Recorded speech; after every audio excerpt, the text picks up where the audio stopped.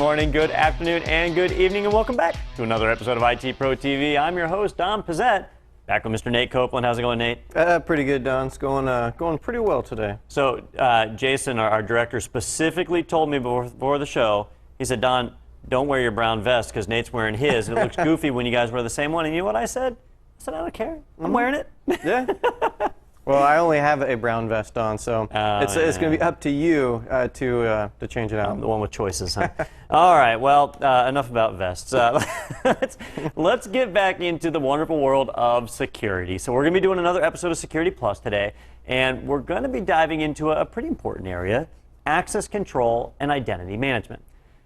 In all of the previous objectives, 1 through 4, you're talking about security controls, things you can do to stop people from getting into areas they shouldn't be able to get into.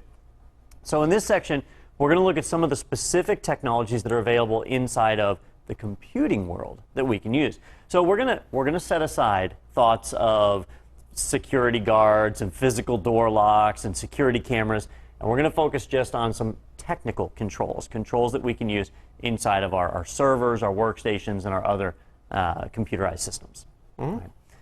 Now, one of the key components, if you want to keep people out of areas they shouldn't be in, is you need to know who those people are. You can't filter people if you don't know who they are. So every modern security system requires some sort of authentication. All right. Now, we're really going to talk about a couple of different concepts here. Authentication and authorization are the two main ones. And it's really easy to mix these things up. So let's just kind of cover real high level what those are before we dive into all this other stuff. All right. Authentication is proving that someone is who they say they are. So I say, hey, I'm your host, Don Pizzette. How do you know that I'm Don Pizzette? Well, how do I authenticate with you to let you know that I am Don Pizzette? I can show you my driver's license, which has a picture on it. It's issued by the state, and the state would never make a mistake, right? So I obviously am who I say I am. Or I have my birth certificate. Or I have some information in my head that I tell you. I answer some questions about my history. And that's how you authenticate that I am who I say I am. But you don't want to go through that every time you turn on your computer. So we need some other system to be able to handle authentication, and that's typically done through username and password combinations. We'll talk about some alternatives later, but it's typically a username and password combination. That's authentication. Authorization is the next piece. And authorization is saying, hey, when somebody connects, they prove they are who they say they are. So now that we know who they are, what are they allowed to do? What are you authorized to access? Are you allowed to access this file share? If so, are you allowed to read files or write files, or both, right? Are you allowed to delete files and create files? What is it that you're allowed to do? That's authorization. So authentication and authorization go hand in hand, and the words are really similar. So it's easy to mix them up, and when you're reading on the exam, it's easy to read over them real fast and mix up one for the other, all right? And some of the questions will be specifically worded to make that happen. So, are you paying attention? Do you really know the difference? So, authentication, proving someone is who they say they are. Authorization, figuring out what they're allowed to do, what they're authorized to access. All right. Now, oftentimes we'll couple a third, I guess it's not a couple at that point, but we add a third entry to that, which is accounting. Okay. Authentication, authorization, and accounting. Accounting is keeping a record of what they did, when they logged in, when they logged out, what did they access while they were in the system. That's accounting. We can also call it auditing. Some people call it that. But you most commonly hear it called accounting, and you hear it referred to as AAA, right? Authentication, authorization, and accounting, right? Now, in the objectives, they specifically call out identification versus authentication versus authorization. All right. Well, identification and authentication are very, very similar. All right. But identification can actually happen without authentication. What do I mean by that? All right. This morning I walked into the office and I saw Nate, right? Which, I came in a little late today. Otherwise, I'm normally here well before Nate because he's a slacker. Oh, man. But I came in and I saw Nate. I didn't need Nate to authenticate. I didn't have to say, Nate, what's your mother's maiden name? Oh, crap. I don't know. And so I didn't have to quiz him I visually saw him and had the information I needed to identify him. I identified and recognized that he was who he said he was without authenticating. All right. You do that in computers on a regular basis. When I first logged into my computer, I authenticated. I provided the username and password.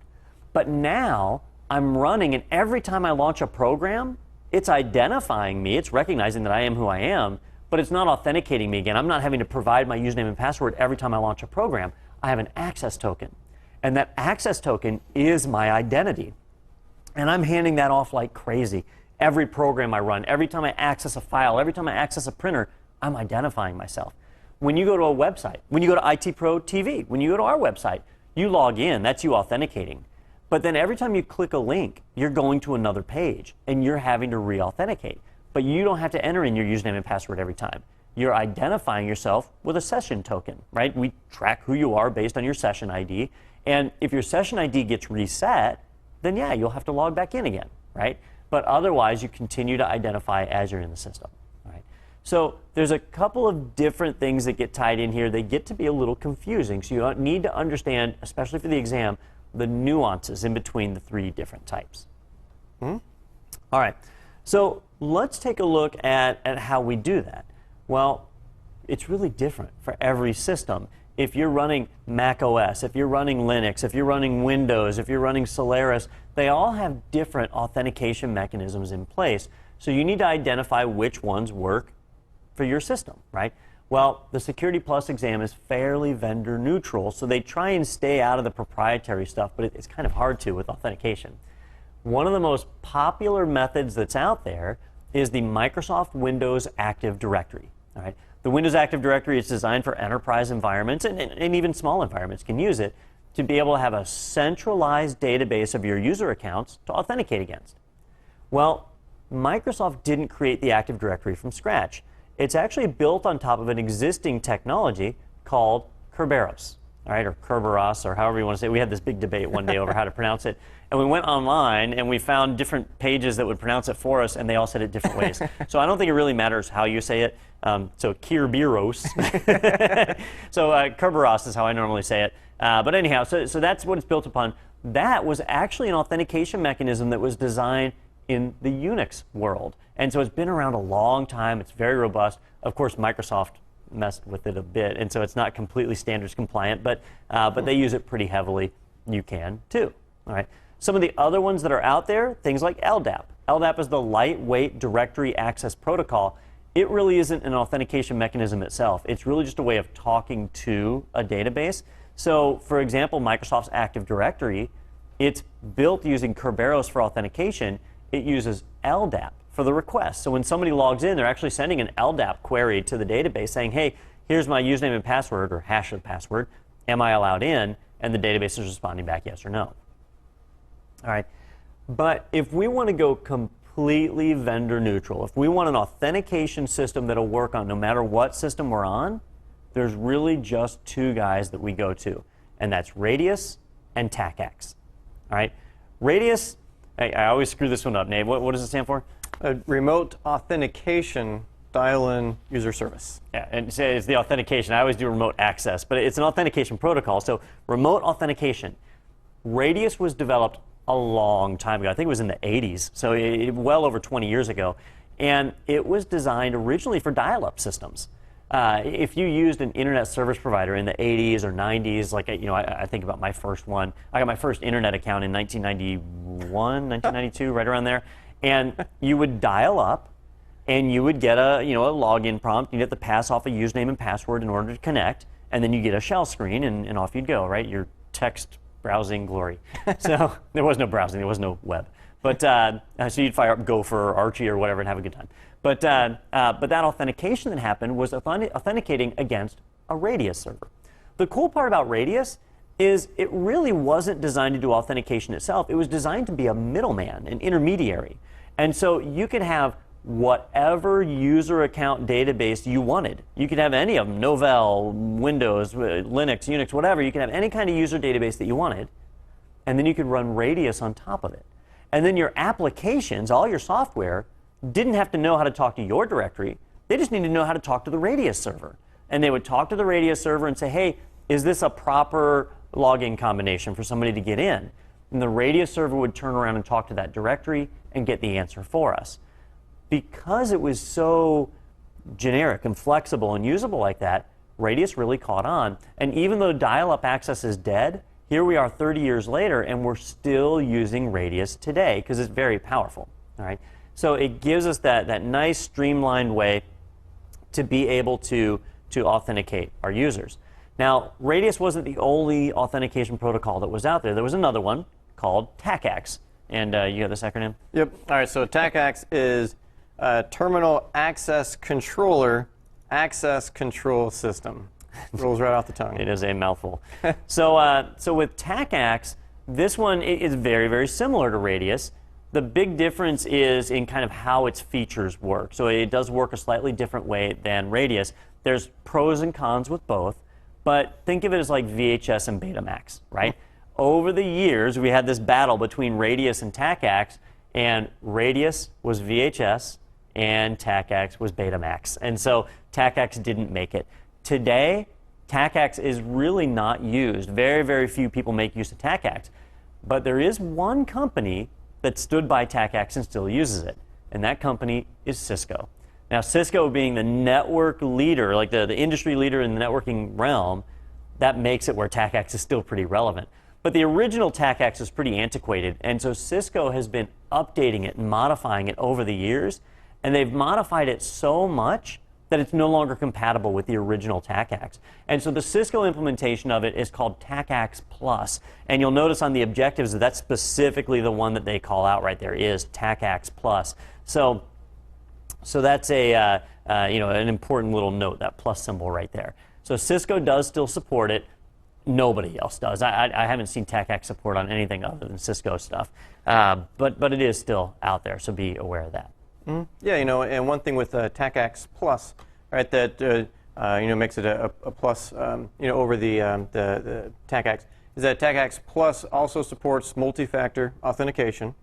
And another thing with TACACS is that it encrypts the whole login process. So comparing that to Radius, so Radius will just encrypt the password as it goes across. So username sent out in plain text. As where TACACS Plus, all right, it'll send out the username and the password encrypted. Yeah, and there's all sorts of features that are built into them that they've kind of been adding to over the years to make them better. We'll find that Radius is the one that we're going to use most commonly. It's got a lot of the good features, and I want to show you guys an example of that. On the exam, they want you to know the differences between the two, but I want to show you guys a real practice example. So I find it's easier to understand Radius and TACACS when you compare the two. So I made this little chart to help with that. When you look at these two technologies, they both provide authentication, authorization, and accounting. They do all three of those things that kind of fall under this authentication umbrella, right? But they have different strengths and weaknesses. So if you take like Radius, well, it's an open standard. Anybody can run it. It does a great job at authenticating users. Does a wonderful job. Really make sure that everything is handed off securely, that it interacts with various databases on the back end. Very powerful stuff. Works really well. All right. It also does a great job at accounting. Radius keeps excellent logs of when people access the network, what they did, and supports storing them in reporting formats where you can get the data out. It does a really good job of that. But where Radius is weak is authorization, right? When somebody connects to your network, what are they authorized to do? What are they allowed to do? Well, in the Radius world, we really just have whether they're allowed to connect or not. And that's it. We don't really have much more for authorization beyond that. And you can retrofit it with a couple of things. I'll show you an example in a minute. But it just has basic authorization. Doesn't do the greatest job there. TACACS, on the other hand, TACACS, it's not an open standard anymore because Cisco's bastardized it so much, but it is, it's still out there. You can run it. It does a great job of authentication, just like Radius does, but it does a great job at authorization. With TACACS Plus, you can get super granular, and you can say, hey, when this person connects, they're allowed to run this command, and this command, they're not allowed to run these other commands. Or they can run this command between 1 p.m. and 2 p.m. in the afternoon, and that's it. Or they can run this command 5 times, and they can't run it any more than that. So you can get really super specific and granular with TACACS. It's really impressive. All right, but TACACS accounting is not very good. It's just not a great accounting solution. It doesn't log data as well as Radius does. So in the general world, most people looked at it and said, well, I'd rather have good accounting than authorization. And that's why Radius became the winner. That was the one that people selected because it met most people's needs. But Cisco, they said, man, we'd really like to have the best of all three. We'd love to have it where we had great, great, great in all 3 columns. And so what Cisco did is they created their own technology called Cisco ACS, which is their access control server. And Cisco ACS runs both. It runs Radius and TACACS. And because it's running both, it can do Radius or TACACS for authentication. It uses TACACS for authentication and Radius for accounting. And by doing that, they get the best of both worlds. That's why Cisco has kept TACACS around. When everybody else has let it go, they've hung on to it for that purpose, right? So I wanted to make sure you guys kind of saw that and understood why we still had these competing technologies even though one was effectively dead, right? This is the main reason. Now on the exam, you're not going to see ACS because that's just Cisco proprietary, right? They're trying to stay vendor neutral, but you will see Radius and TACACS. Those guys will turn up, right? So I want to show you guys an example of Radius in action, all right? And I'll use it here with the Active Directory to show you. A great example I have, I work on Cisco equipment a lot. I'm a network guy. That's one of the areas that I really like to work in. And on a Cisco router, when you connect to it and you authenticate, normally you're connecting and authenticating using user accounts that are stored right there on the router. So if I take a look at this router and I take a look at the user accounts around, I can see I've got a user account called admin, and here's the password, right? It's a hashed password, but it's there. And if a user wanted to connect to this router, they could telnet into it, or obviously we'd rather use SSH, but just for the example here, I've got telnet, and they can log in with that admin account and the password if I can remember it. There we go. And they can gain access to the router and start to work with it. Okay, so great. Well, here's the problem. If I have 10 network admins, I need to go and create 10 accounts on this router. What if I have 100 routers? Well, then I need to create 10 accounts on 100 routers. And what happens if I want to change my password?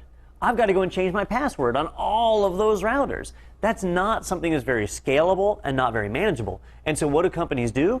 They do what you see right here. They set a single username and password on the router, and then they share it amongst the network admins. They just tell all the network admins, hey, here's the username and password. This works on all of our routers, right?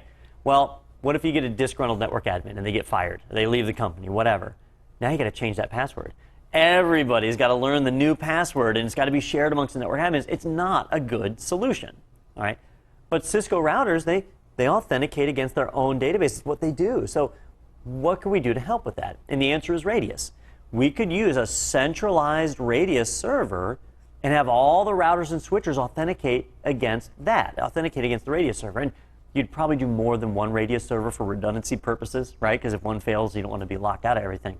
But you can get that for centralized management. The nice thing there is when you hire a new employee, you just create an account once, and Radius sees it, and now all of your other equipment sees it. That's the real big benefit, all right? So where do we put our user accounts? That's up to you. You might want to run Open LDAP, Open Directory, Active Directory, whatever it is that you want to use. I don't want to use any of the directories. I've got this Windows server here. I'm just going to use its local accounts right here on this Windows box. So this Windows machine, I've installed the Microsoft Radius service on it, and I got a shortcut right here. So here's the Radius service that's running on this Windows machine, and by default, it's going to authenticate against the local database on this machine. If it was an Active Directory domain controller, then it would be the Active Directory, but in this case, it's the Windows, just the local user account database. So I'm going to pull that up, and I can see my local users and groups, and so here's some various user accounts that are here on this system. All right. I'm going to create a user account for myself. So I'll just create a user account called dpz, and I'll set me a password. All right. And so there we go. Now I've got a user account here on this system right there. Okay. So if I want to log into this computer, I can. I've got a user account. But the router doesn't know that. It doesn't know to look over to that server. So what we can do is we can set up Radius to handle that. Radius acting as the intermediary between the router and my database. A Cisco router doesn't know how to talk to a Windows server. It just doesn't. But it knows how to talk to a Radius server. So we're going to get Radius as our middleman. Now, because I'm on a Windows server and I'm running the Windows Radius implementation, right? And there's several different, like if you're running Linux, it's got Radius built into it, so you don't even have to install it in most distros. So you can just fire it up, and it will authenticate against its local database just by default. But you can configure it to point to any database, Novell, eDirectory, whatever it is that you have, all sorts of crazy stuff. So I'm just going to go in here to my Radius clients, and actually it looks like I already defined it. So I set my router up as a client. The router needs to be able to talk to this Radius server. And the key point here is that you need to set a shared secret, a password that the router will use to connect to the Radius server, because you don't want somebody trying to brute force your Radius server. All right, so I'm just going to define that there. And then you define a policy that says when somebody dials in and connects, how do I know whether they're allowed to connect? And if they are allowed to connect, what are they allowed to do? All right. So I've created a policy here called Cisco Device Authentication. And if I double click on it here, you'll see what it's checking for. It's saying, all right, when somebody connects, if they are in the network admins group, if they're in the network admins group, then let them connect. Otherwise, don't let them connect. Right? So this is specifically allowing just my network admins. Now, I created a user account for myself, but I didn't put myself in network admins. So let me do that real quick. I'm going to go into member of and add myself to network admins. There we go. All right. Now, that's the authentication piece. When somebody authenticates, when they send off their username and password, it finds out what groups they're in, it sees if they're in network admins, and if they are, it allows them to connect, right? They're authenticated, right? Then there's the authorization piece. Well, part of that authorization is they're authorized to connect, grant remote access permission, right? We're going to authorize them to do that. But what about beyond that? Well, I'm going to go into my profile here, and Radius does a pretty poor job of authorization. So what we have to do is pass off these variables here. And so I'm passing off this variable to the router saying when they connect, they're authorized to get a shell with privilege level 15. In the Cisco world, that means they get full administrative access to the router. So if you're in the network admins group, you'll get full administrative access to that router. All right, so the Radius server is all set up. I need to tell the router to do it. Okay, the router doesn't know to use Radius automatically, right? It's just going to use its local database. If I, if I try and telnet in again with a different account, let me just come in here again, and I'm going to try and log in as dpz, right? Well, I'm going to punch in my username and password, and it's going to run it, and it doesn't know that account. Authentication failed. Right? And that's because it's just looking at its local database. If I do a show run and I pull up just the usernames, I'll see that that username dpz doesn't exist on there. So it just doesn't have that account. So I need to tell it about that Radius server. So I'm going to come in here and say Radius server host 192.168.0.100 key. That's the password I use, Cisco123. So now I've told it about the Radius server, so it knows about it, but now I need to tell it to use it. So I'm going to say for authentication,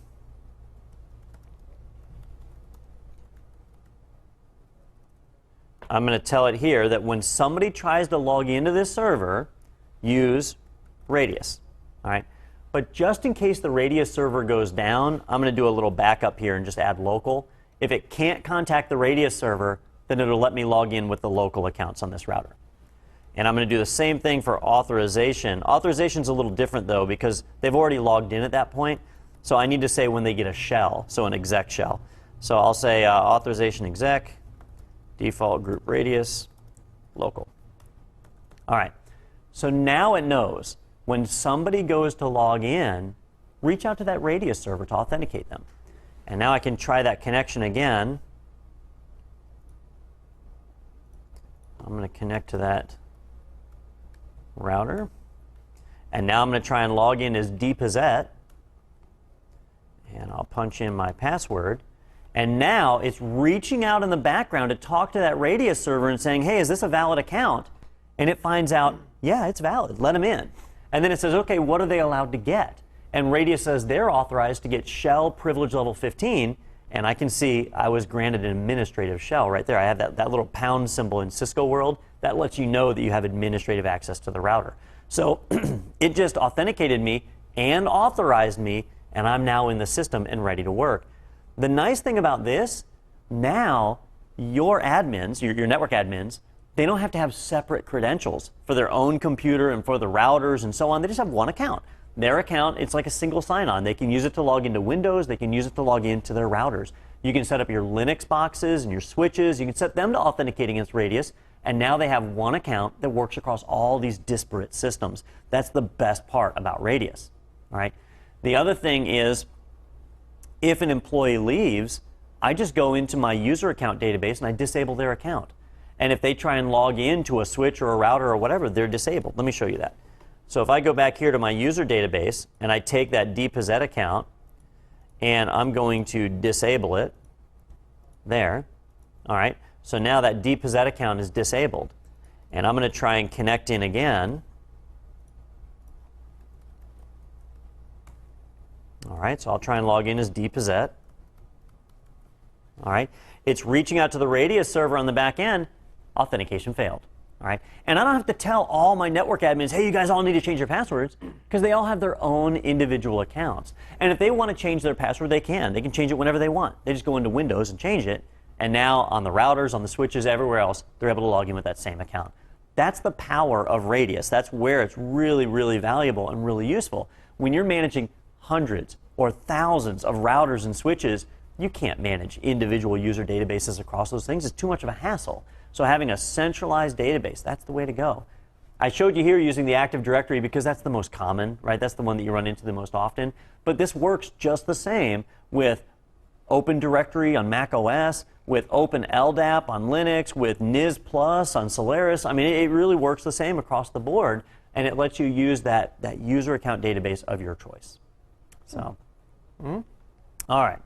So going back to our objectives, which apparently I have closed. Going back to our objectives, which, you know, is it too crazy to ask for? There we go.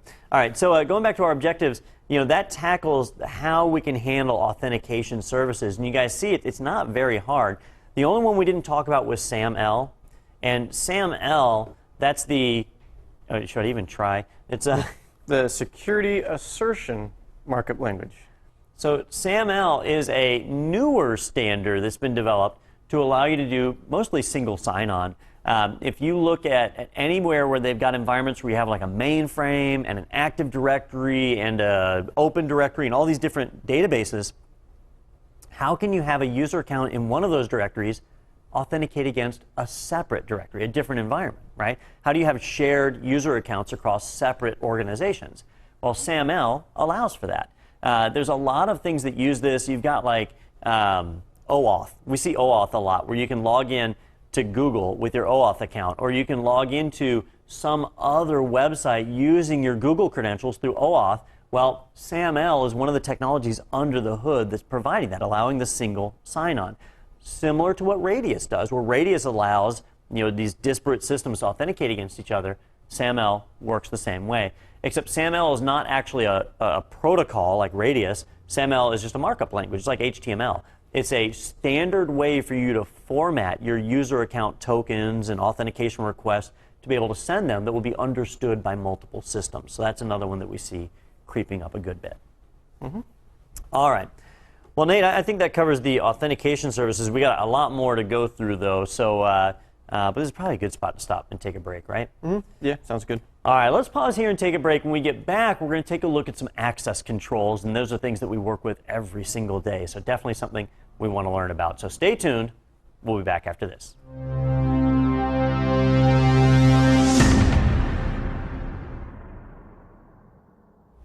All right, welcome back, everybody. So in the last segment, we took a look at authentication. Now we're going to take a look at a few other things that we need to be aware of, especially when it comes to authorization. Now, in the authorization world, this is where we figure out what people are allowed to do once they connect. And there's a number of different terms in here that are all pretty important. Whoa, it's a little bit bigger than I intended to go there, but we'll definitely be able to read it now. So these are the things that, how we determine what people are able to do once they get connected. And there's several different concepts we need to be aware of for the exam. All right. The first one is what's called the principle of least privilege. Or they just say least privilege here, but it'll likely be the principle of least privilege on the exam. And this is stating that when you give somebody access to your network, right, you could give them full, total access to everything so they could get in and work, right? That would work. But you'd more than likely be giving them access to things they don't need access to. And when that happens, it's a recipe for disaster. And I gave a story in one of the earlier episodes about some web developers that did that and some of the problems that it caused me at a place where I worked. Well, that's a very common thing. So what you need to do is when you're giving somebody access to your network, you need to look at what their job is, what they do, what they actually need access to.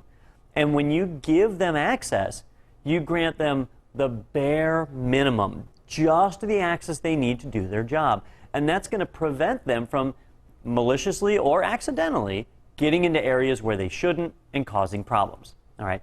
That's called the principle of least privilege. When you give access, give people the least amount of permissions possible for them to still be able to complete their job. All right? Another similar concept is separation of duties. If you have just one person responsible for a particular system, what oversight do they have? They could be doing all sorts of stuff and you wouldn't know about it, right? There was a great story, it was a while ago, like 8 years ago, I think, where there was a city in California where they put a fiber optic network in their city. And one gentleman was responsible for the entire network. He was the one who handled the configuration of all the fiber switches and all that throughout this entire framework. Well, he became a disgruntled employee. He was unhappy with how the city was using the fiber optic network. And so he basically set it up where he was the only one who had access. And one day, they fired him. They terminated the guy, all right? And when he was fired, he refused to turn over the password. He wouldn't give them the password to their own fiber optic network, so the city was effectively locked out of their own network. The guy, they ended up having to arrest him, throw him in jail. He sat in jail for a while under contempt of court before he finally did give up the password. But it was a great example of giving one person too much power. All right? When one person has sole responsibility of something, it can lead to bad scenarios like that. Not always, right? But sometimes. Now, the way we solve that is with separation of duties, right? We don't give one person total control of the system. They could have taken that fiber optic network and said, okay, there's going to be two network admins. One is responsible for the west side and one is responsible for the east side, and they're going to work together to cover that network. And they're going to be cross-trained in each other's areas so that they can help out, and now it's no longer one person in control of everything. All right. There's also more serious places where we use things like separation of duties. Think about like double access control on a submarine. So a submarine might have a nuclear missile, and no one person can launch it. No one person can just turn the key and launch that missile. It takes two people to turn the keys, right? No one person has that full duty. We can also see it as just dividing up a duty but not actually cross-training. So we see this with backups a lot, where you might have one group of employees who are allowed to back up data on your network and a separate group of employees that are allowed to restore it. All right? Backups, they're boring, they're monotonous, but they've got to be done every single day. So many IT organizations bring in interns or entry-level employees to do backups. But if you think about a backup, what are you backing up? Your critical data. So if one of those interns backs up your data to a tape, and then they've got permission to restore it also, they could take it home, restore your data, and now this untrained, unprofessional employee could have access to all of your data. That'd be really bad. So we might separate the duties and have it where, yes, the interns can run the backups. They can make sure they complete successfully, they can rotate the tapes, but only the admins can actually do a restore, separating the duties to insulate us from that possible risk. All right, those are all different types of separation of duties. Mm-hmm.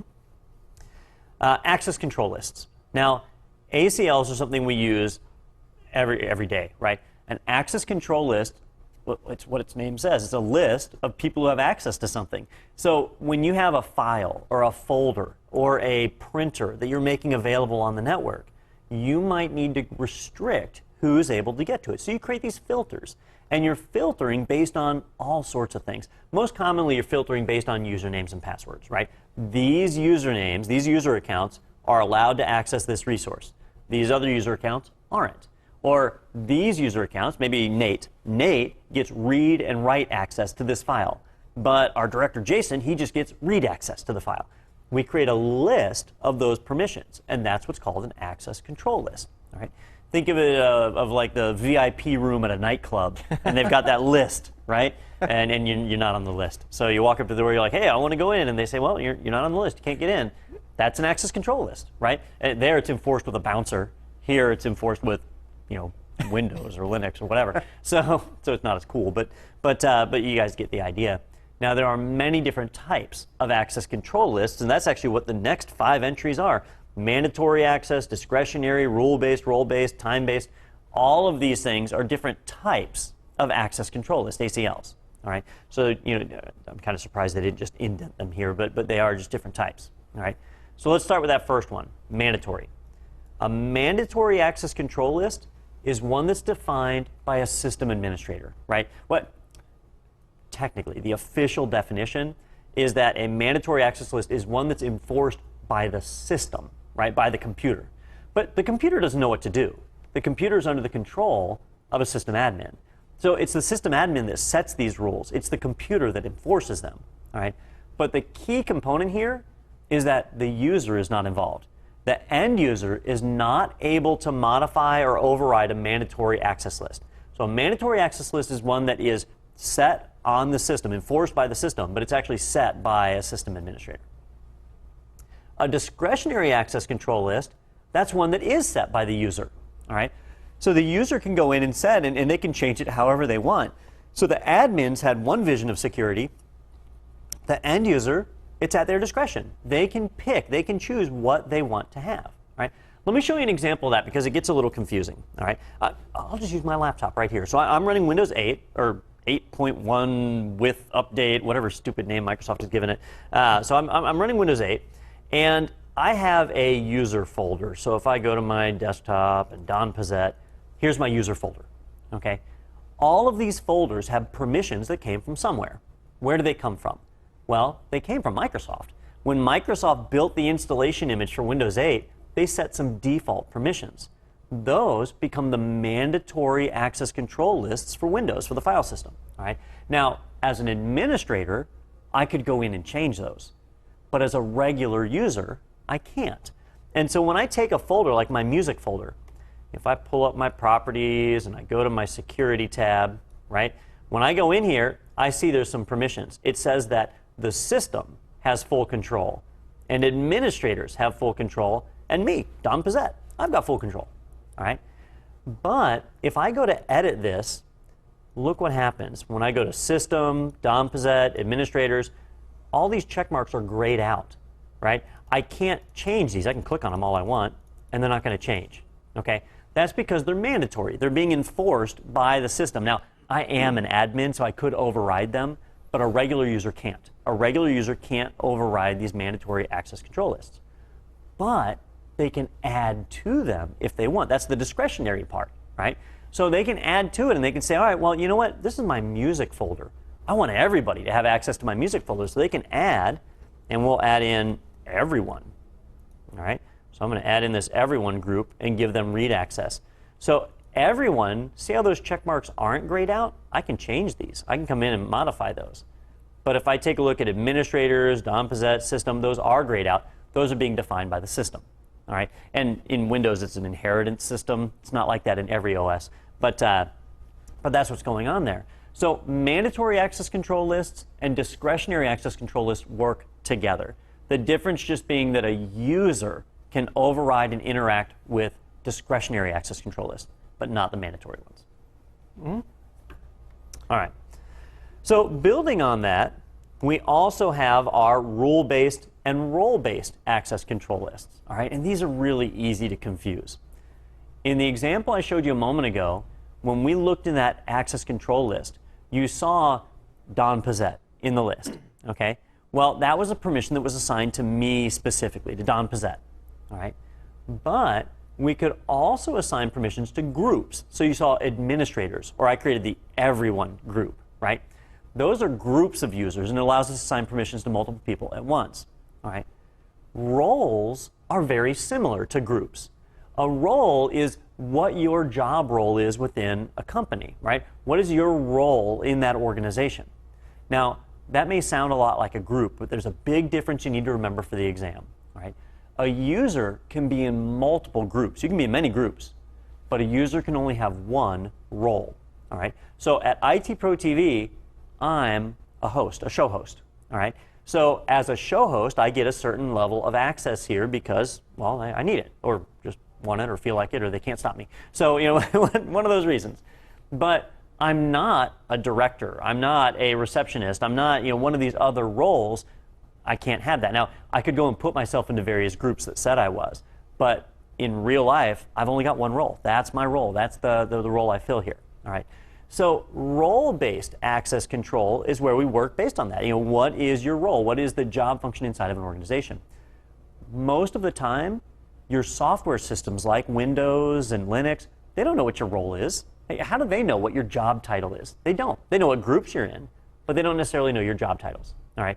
And so for something like that, role-based access control is normally being performed by something else. So for example, we've got contact locks on our doors. So you have a little key fob that's like an RFID tag that you wave in front of the door and it lets you in, all right?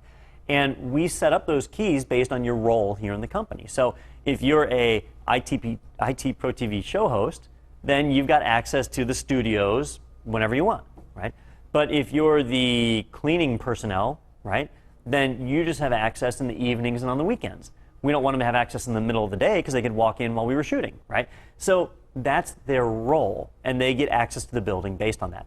You wouldn't have somebody who was both a show host and cleaning personnel, because then how would you know when they get access, right? So that's why you can only have one role. Now, it's easy to confuse with rule-based access control. Rule-based access control is really, really different.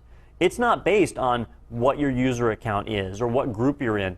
It's based on rules, things that we define. And those rules can be all sorts of cool stuff. You can say, like, Nate is allowed to access this file if he's coming in over the network from this particular workstation, right? You can create really, really in-depth rules like that.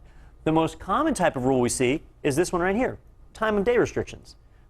For example, with like a wireless network, we might say that IT Pro TV show hosts have access to the wireless network Monday through Friday from 8 to 5, right? When we're shooting shows. But after that, they don't have access to the wireless network. If they come in at 10 p.m., they don't get that access. You create a time of day restriction, which is a rule. That's rule-based access control, right? Really easy to confuse those and mix them up, and then the whole group thing gets it even more confusing. So rules, we define the rules. We define whatever we want them to be. Role-based, your users have one role within the company, that whatever role it is they fill, and they get access based on that role. Mm-hmm. All right. I found, like for me, you know, when I was studying for this exam, I got Security Plus certified a long time ago, but when I was studying it, this was one of the hardest parts for me, and I just had to memorize it. And to this day, that's what I've got. I've got it memorized in my head, so I know which one is which, and that's probably something a lot of you guys will have to do also. Mm-hmm. All right, so that takes care of authorization. When somebody connects to the network, we have to figure out what they're authorized to do, and it's these access control lists that are going to define that. That's going to define what they have access to. And I kind of gave you some different scenarios of where we would use each of these. And that's what you want to remember for the exam is, you know, given a scenario, which scenario would one of these be appropriate? All right, so if I wanted to make sure that employees could only VPN into my office between 1 and 3 p.m., which of these would be appropriate for me? Well, definitely a time of day restriction, and that's a type of rule-based access control. Those would be the two that are appropriate, right? So understand what each one does and know when to use them. Mm-hmm. All right, now I know we kind of moved past authentication, but there is another section here on authentication with the different ways that people can authenticate, right? And we already saw one way, which was a username and a password, right? I punched in a username to that router, and then I punched in a password on top of that, all right? Once we authenticate, then we get a token, and we use that token to authenticate beyond there, and so that's why they call out tokens here. And really, any username password combination is going to generate that token, so that kind of falls into there. But there are other ways to do it, like you've got CACs, common access cards. Those are pretty common in like military installations and hospitals, where you have a name badge, and the name badge has a magnetic stripe on it that you can swipe at doors to get you access to the various buildings and facilities in your organization, all right? There's also smart cards, which are more advanced. With a smart card, you actually have a microchip on there, and it can store a good bit of data. A pretty common practice is to store a certificate, an X.509 certificate, so it can do authentication for who you are, as well as handle things like serve as a private key for doing encryption and decryption on the network. You get really a lot more power out of that. We're starting to see credit cards move to that, right, with the PIN chip authentication on credit cards or authorization. So you'll start to see that more and more commonly in the future. Mm-hmm. Yeah, Don, the next one down there, that multi-factor authentication, really stepping down, in the list into the authentication factors really is the multi-factor authentication is taking more than one and, using more than one method to authenticate yourself. So that way you have to have two things. Yeah, I think we've seen, if you read the tech news at all, I think you've probably noticed in the last year that the days of just having a username and password are ending, right? That passwords are very easy to capture. You can use keyloggers and other ways to get those passwords. And once you have somebody's username and password, it's all over from there, right? You can get into their systems, you can really start to do some damage. So more and more systems are moving to multi-factor authentication, where you need two things to identify yourself. Now you might say, wait a minute, Don, username and password, right? That's two things. Well, username and password are used in combination, right? The password is tied to the user account, so it really just counts as one thing.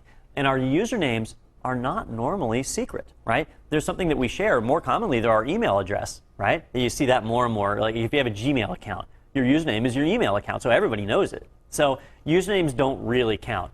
It's that password and the token that you get. That's one form of authentication. So what about multi-factor? Well, there's a lot of ways to go about multi-factor authentication.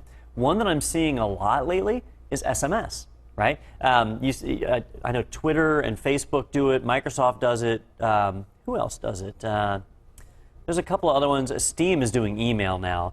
Steam, very important to us here. But with SMS, you go to log in. You provide a username and a password. And then it says, hey, we just sent you a text message to your phone with a code. Type in the code right here. And so you've got to have your username and password and that code. And you won't get that code unless you've got your cell phone to receive that text message. So now you've got to have two things, right? You and your username and password and your cell phone to be able to receive that code. That's multi-factor authentication. With Steam, you go to log in if you have Steam Guard turned on, where you have your username and password. And then when you log in, it sends you an email. And you've got to go into your email and check and get the code and punch that in. So now you've got your username and your password and the code they just emailed you. Now, the thing in common between those, between the emailed code and the text message code, is that they're what are called OTPs, or one-time passwords, right? Those codes only work one time. So if somebody were to intercept that code, if you've already used it, it's gone. It's not valid anymore. So if somebody intercepts the code, big deal. Who cares if they got it? Because it's not valid anymore. One-time passwords used to be expensive and difficult to implement, but now they're becoming commonplace. And so we're seeing them more and more, and it's a good idea to make use of them, right? Dual-factor authentication is a great way to ensure that your account doesn't get compromised, right? Now, I did read this article just a few weeks ago. There was a journalist, right? I had to find the word there. A guy who writes articles for a magazine, and he had posted an article. This is somewhere in New York, like New York Times or something like that. And he posted an article and he said, boy, security is so great that with Twitter, we now have multi-factor authentication, that I get a text message code. So I can actually print my username and password right here in this magazine, and I don't have to worry about my account getting hacked. So he did that. He put his username and his password right there out in the public so that anybody could see it. And he knew if somebody tried to log in, the text message would come to him, they wouldn't see it, and they wouldn't be able to log in. And he was right, okay? But what he didn't expect was that he got thousands of text messages, thousands of people trying to log in as his account, and he effectively created a denial of service on his own self. He couldn't log in because he was receiving so many codes on his phone that when he tried to log in, he couldn't because he didn't know which code was the right one, because he was receiving, he said it was something like 10 per minute. It was a ridiculous number. And the people weren't getting into his account. He didn't get hacked, right? But people were trying it, and that's kind of the risk. So you don't want to get too cocky with this stuff, right? You always do need to remember that. And when you have dual factor, you're dependent on both factors. Remember how, like, if you forget your password, you're locked out? Well, what if you lose your OTP device, right? Well, then you're locked out. So you've got to have some kind of backup mechanism to be able to get in. Mm-hmm. All right. I'd like to talk about some of the one-time password devices and tokens and stuff like that, but I know we're running a little bit low on time on this segment. So why don't we stop and take a break? And when we get back, I want to show you guys some examples of these, some really neat stuff that's out there, and definitely some cool things. So, yeah, you got anything to add before we stop? Yeah. Okay. Cool. All right, so stay tuned. We'll be back in a few.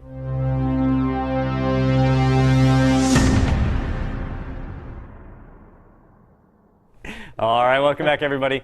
So before the break, we had started talking about authentication, and we talked about smart cards and things like that.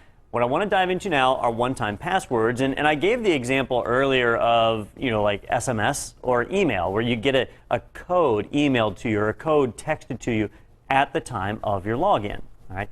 Now that sounds like a pretty effective mechanism to use, but there's a few problems with it. All right. First off, it's dependent on some other service, like your cell phone, which you may not have or may not work. Also your email, and if you're using the same username and password on your email, then all of a sudden the code's usefulness is negated. The other problem is it can take a while to get an email, or it can take a while to get a text message in some cases. So those one-time passwords they issue you are oftentimes good for long periods of time. For example, I think the Steam ones are good for like 30 minutes or something. Do you know, Nate? Right? No. I know the Twitter ones are good for a little while. So, right. So they can be good for a long window of time, which makes it easier for an attacker to exploit them. All right. So a better option to use is a hardware token or a code generator. These are programs that are constantly generating codes for you. And instead of just generating them at the time of use, they're doing it all the time. So one of the best examples of these is from the company RSA. RSA has what are called secure ID tokens, and they generate new codes. It depends on the one you buy, but either every 30 seconds or every 60 seconds. So the longest the codes are good for is 1 minute. You can use the code during that window, and as soon as that window of time is up, another code is generated. And so you're basically getting a new password every 30 or 60 seconds, right? That is way faster than we could normally do it as humans. Now, it sounds like that would be frustrating, but it's really not that bad. Let me show you what those look like. I've got the RSA site pulled up somewhere around here. There we go. And they show on this site a couple of examples of their tokens, and it'll get a little blurry here, I imagine, but they have ones that look like credit cards, so you can just stick them right in your wallet, and they're not very big. This type right here is displaying a 6-digit number, and it's a little hard to see, but there's some bars over here which are ticking down to let you know how much longer that code is good for. When you go to log in, you log in with your username and your password, and when you're using RSA Secure ID tokens, your password is actually made up of 2 pieces. One piece is the code right here on the card, and the other piece is a PIN number that you memorize. So if my PIN number is 1234, when I log in, I would log in with username dpossessed, password 874587123, right? But in 30 seconds or 60 seconds, this code will change, and it'll become a new code, like this one down here. And then I would log in with password 578587123, right? That would be my new code, right? So your password is constantly changing. And if somebody uses a keystroke logger and captures your key, well, they got your PIN number, sure, but they didn't get your code. Well, maybe they did get your code, right? But your code's changing every 30 or 60 seconds. And the other thing is they're one-time passwords. You've already used it. It's only good once, If they want to log in, they got to wait until the next code is generated, which they don't have. So it renders keystroke loggers ineffective. So very, very useful. All right. Now, on this card here, the display is always on. So if somebody steals your wallet, they've got the code right there. So they've got that. If they can combine it with a keystroke logger to get your PIN number, now they've gotten in. So they make more advanced ones like this one, and you'll see it's got number keys on it. And that's because the display is actually off, and you punch in a PIN number, and then it shows your code right there on the screen. So it's actually hiding those codes, an extra level of security. All right. These are the credit card ones. I don't like them as much. I like the keychain ones. These are the keychain ones. And you'll see that they're just a simple keychain. They can go through the wash. You know, they're waterproof. And they display the code just like the credit card sized ones. This one has USB on it. You can actually plug it in. It'll handle automatic logins for like single sign-on solutions. So that's kind of a neat feature if you need it. These are the ones that I've typically used over the years. Now, Don, there's also a poor man's way, I guess you would say that, as far as implementing this, with things like, you know, there are apps, smartphone apps. Google Authenticator is one that comes to mind. And Google Authenticator, it ties into your Google account, and so they sync up together. And the app on the smartphone will rotate through numbers. And, you know, and it kind of ticks down. And so whenever you go to log into an account, and I believe you can set it up to work with other services as well. And so you basically use that as your multi-factor authentication. Yeah, I've got their page pulled up right here. I use Google Authenticator myself. You know, you can use it with your Google account. So when you log into Gmail or whatever, you've got to provide that code. But I use it with LastPass also. And so just like they're showing here in this picture where they've got 2 accounts added. And it's just like the Secure ID tokens. These codes are changing every 60 seconds or 30 or whatever it defaults to. So they're changing, and all you have to do is look at that when you log in. The advantage of Google Authenticator is you don't have to buy any hardware. So that's why Nate said it's like the poor man's. It's not like it's worse. It's just as good, right? It's done in software right there on your phone, and you see the code, you punch it in to log in. So that's part of their 2-step. Google has been trying to make this more and more open so other people can support it, like LastPass does. But many other websites out there don't support it yet, like Twitter and Facebook. They have their own mechanisms, and they don't support the Google Authenticator. All right. There's also other companies out there. YubiKey is one that's pretty popular because they're fairly low cost too. Their keys, they have like the YubiKey standard, which is about 25 bucks. And you know, I thought I would get a picture, but no. There we go, a picture. So theirs, it's about 25 bucks. Notice it doesn't have a screen. The way it works is you plug it into a USB port on your computer, and it just has one button. All right? It emulates a keyboard. And so when you tap that button, it just automatically types the code in for you. So you don't have to go in and type the code in. One of the frustrating parts with the RSA ones, if the code's about to expire, it takes you longer to type it in than the code will expire, so you just have to wait for the next one. With YubiKey, you never have to do that. You don't care what the code is. You don't need to see it. You pop it in the computer, you tap the button, and it types the code in for you. All right. Now, the only negative about this is you can't use it on something like a mobile device, and so that's where they have like the YubiKey Neo, which is this guy right here, which has NFC built into it. And the NFC is nice because you can just tap it to your phone, and it'll send that code into your phone. So you can use it to do dual-factor authentication on your phone also. So it's kind of a nice little feature. All right. Now, I mentioned like Google tries to be really open with theirs, but not everybody supports it. There is a new standard that's coming out called U2F, Universal Second Factor.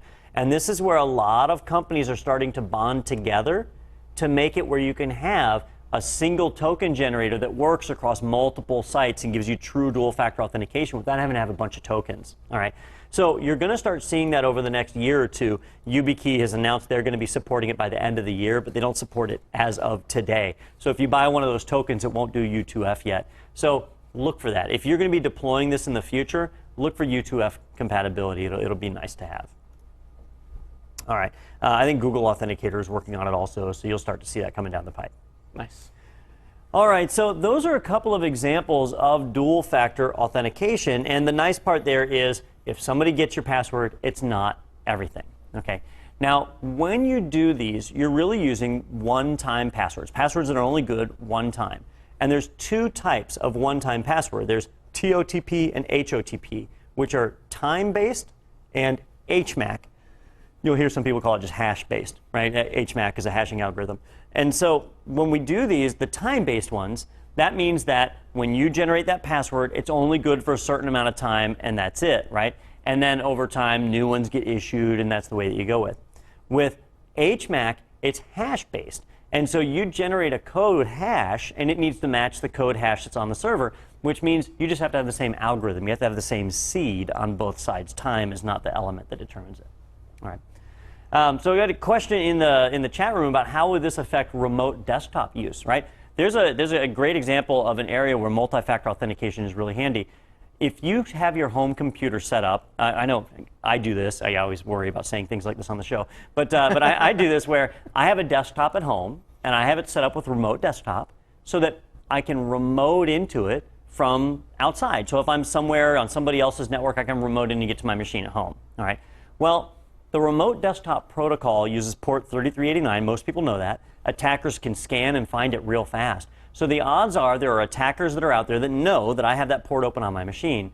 It'll allow anybody to connect, and they can then attempt to brute force their way into the machine. That's a risk, right? They can sit there and just try passwords to get in.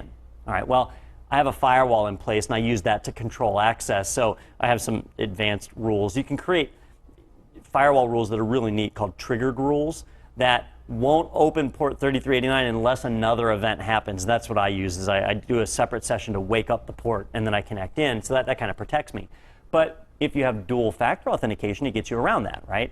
Well, Windows doesn't natively support dual factor authentication, but a lot of these manufacturers like RSA, they write software that replaces the authentication mechanism for Windows. And that means when you log in, you can now log in with your username and a password that is your code number, your token number, and your PIN number. All right.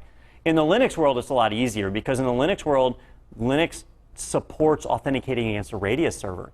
And the RSA secure ID servers, they're just Radius. That's all they are. And so you can have it where your machine authenticates against Radius, and whether you remote in or whether you sit in locally, you can authenticate. So you get different levels of compatibility from different vendors, but they're all working towards that. So we'll see that get better over the next couple of years. Mm-hmm. So, all right, there are other ways to handle authentication the old ways, right? Like CHAP and PAP. CHAP is the Challenge Handshake Authentication Protocol, and it was a replacement to PAP, which was the Password Authentication Protocol. Back in the dial-up days, way back, right? We're talking about in the 80s. When you dialed up into a system, had to provide a username and password, you typically used Password Authentication Protocol.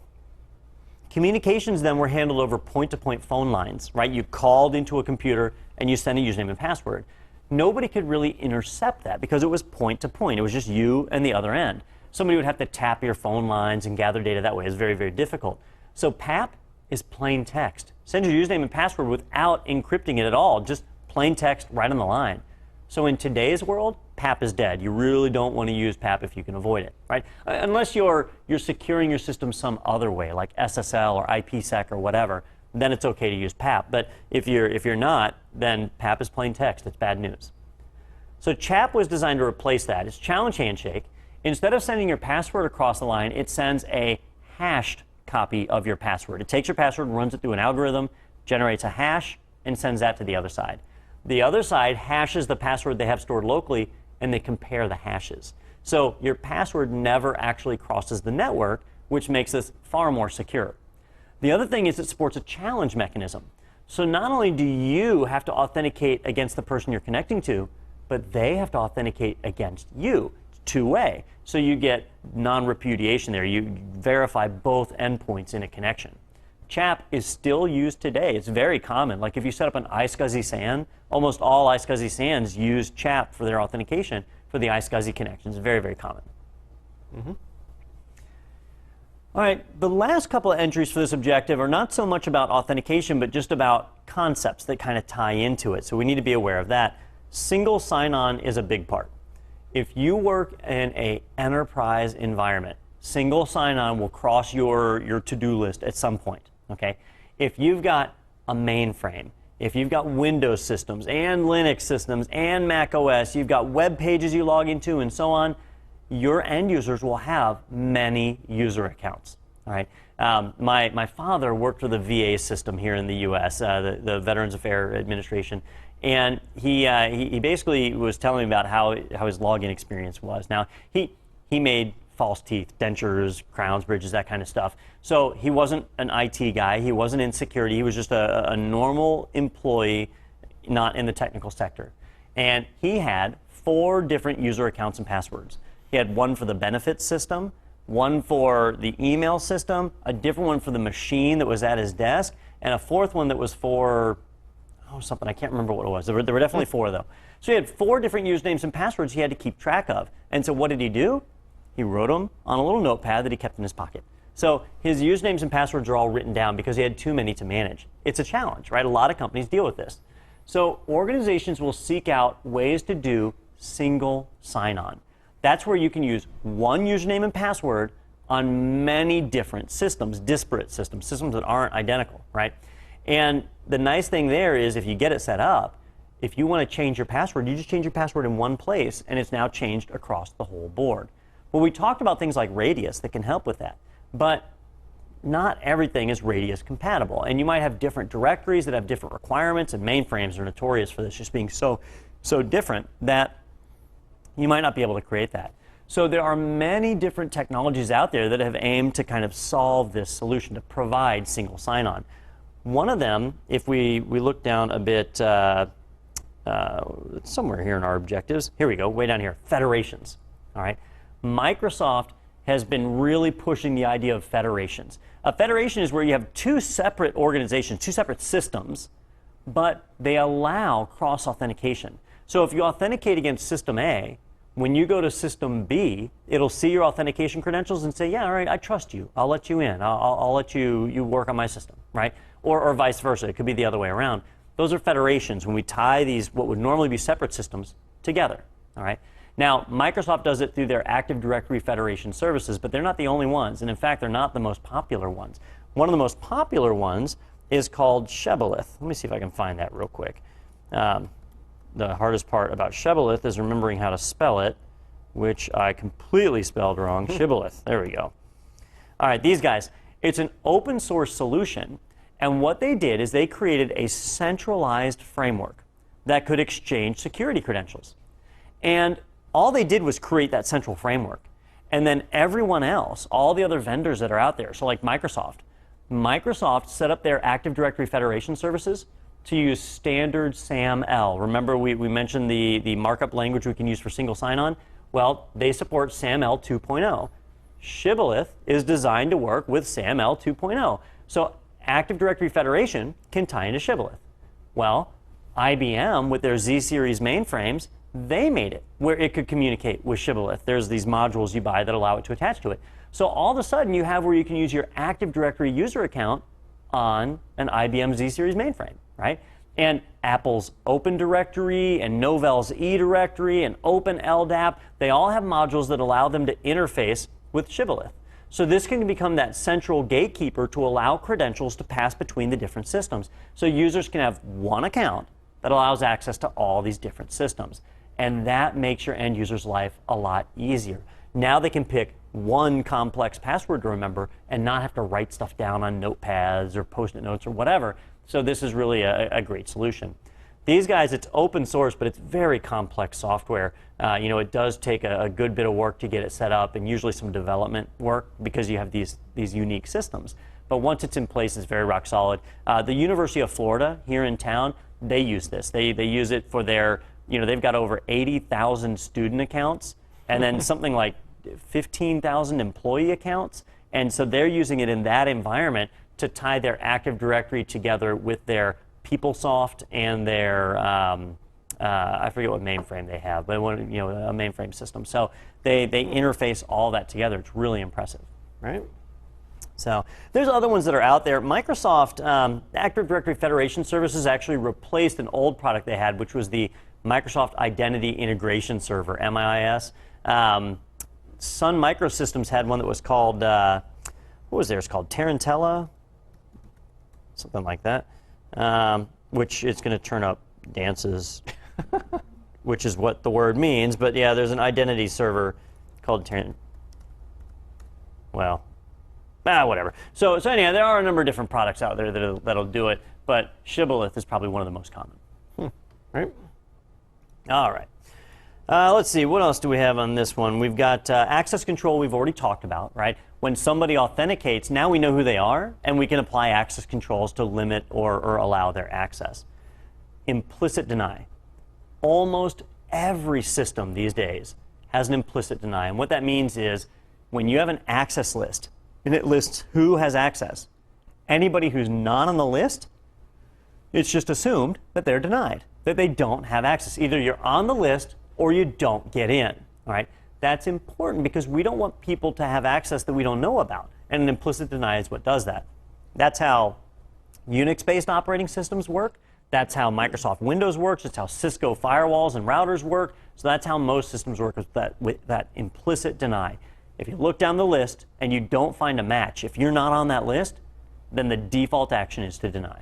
You know, Don, and so the opposite of the implicit deny is the explicit deny. So you are on the list, and you're on the list with your access as denied, straight up. So you're on there, you're denied, and implicit deny, you're just not on the list and you just can't get in at all. Yeah, and a lot of times we don't need to use the explicit deny unless you've got one of those scenarios where you have a user who's in more than one group, and in one group they get access and in one group they don't. Well, you might want to make sure they don't, and you use that explicit deny. So yeah, that's another approach for that. So what about the trusted OS, Don? So how is a trusted OS under the authentication? Because we've hashed out trusted OSs before and where they kind of fit in our whole trusted computing base and all that kind of stuff. But I was joking around about it during the break. We've already covered it. Why throw it in here? The reason it's in here is that a trusted OS has to authenticate two different things. It has to authenticate the users that are accessing the system, as well as the applications and drivers, the software, to make sure that it's trusted, that it's allowed to execute. So it's constantly authenticating these various mechanisms, users and software, to make sure they function. And then once they do function, it's handling the authorization, making sure you're not accessing things you're not authorized to do. A lot of software these days gets sandboxed. So like when you run Google Chrome, each tab in Google Chrome is sandboxed from the other ones. So if one tab crashes, it doesn't take all of Chrome down. It just takes that tab down. And so that's where that trusted OS is getting involved in making sure that one tab doesn't have access to the others, right? So that's why they throw it here under authentication. It does kind of stand out, though, as a weird one. All right. Now, when we talk about dual-factor authentication or multi-factor, because you might have more than two, you can do that, right? We're talking about having to provide more than one form of authentication, and they need to be of different types. And historically, there have been three main types that we talk about: the something you are, something you have, something you know. But it's a little hard to tell from the objective list here, but CompTIA has added two more to the objectives that we need to know for the exam, and it's on the next page. So something you are, something you have, something you know, somewhere you are, and something you do. All right? These are 5 different things that kind of dictate a way to determine you are who you say you are. All right? So when we talk about something you are, that's biometrics, right? Biometrics are your person. We're talking about a fingerprint, right? A thumbprint, a palm print, retinal scan. What else could we have? Voice print. Hand geometry and crazy ones. Oh, yeah, some of those. There's all sorts of crazy ones. Biometrics are very important. What they're measuring is who you are. Are you who you say you are? I said this morning, I walked into the office and I saw Nate, and I knew it was him. I looked, I recognized what Nate looks like. I did a something you are. I saw Nate, I said, there's that awkward smile, and that's him. So you kind of paused. I think I knew what you were about to say. Well, it's a family show. So anyhow, that's something you are. All right. Now, a lot of people don't use biometrics in their system, right? We don't use them here at IT Pro TV. So we need to use something else, and that's where something you know comes in very common. Something you know would be like username and password, right? I know my password. Or if there's security questions, what's your mother's maiden name? What was your first pet's name? What high school did you graduate from? Those are something you know, something that's in your head that not just everybody else would know. All right. Something you have is the third most common. Something you have would be like those secure ID tokens, right? I've got to have the token to read the code off of it.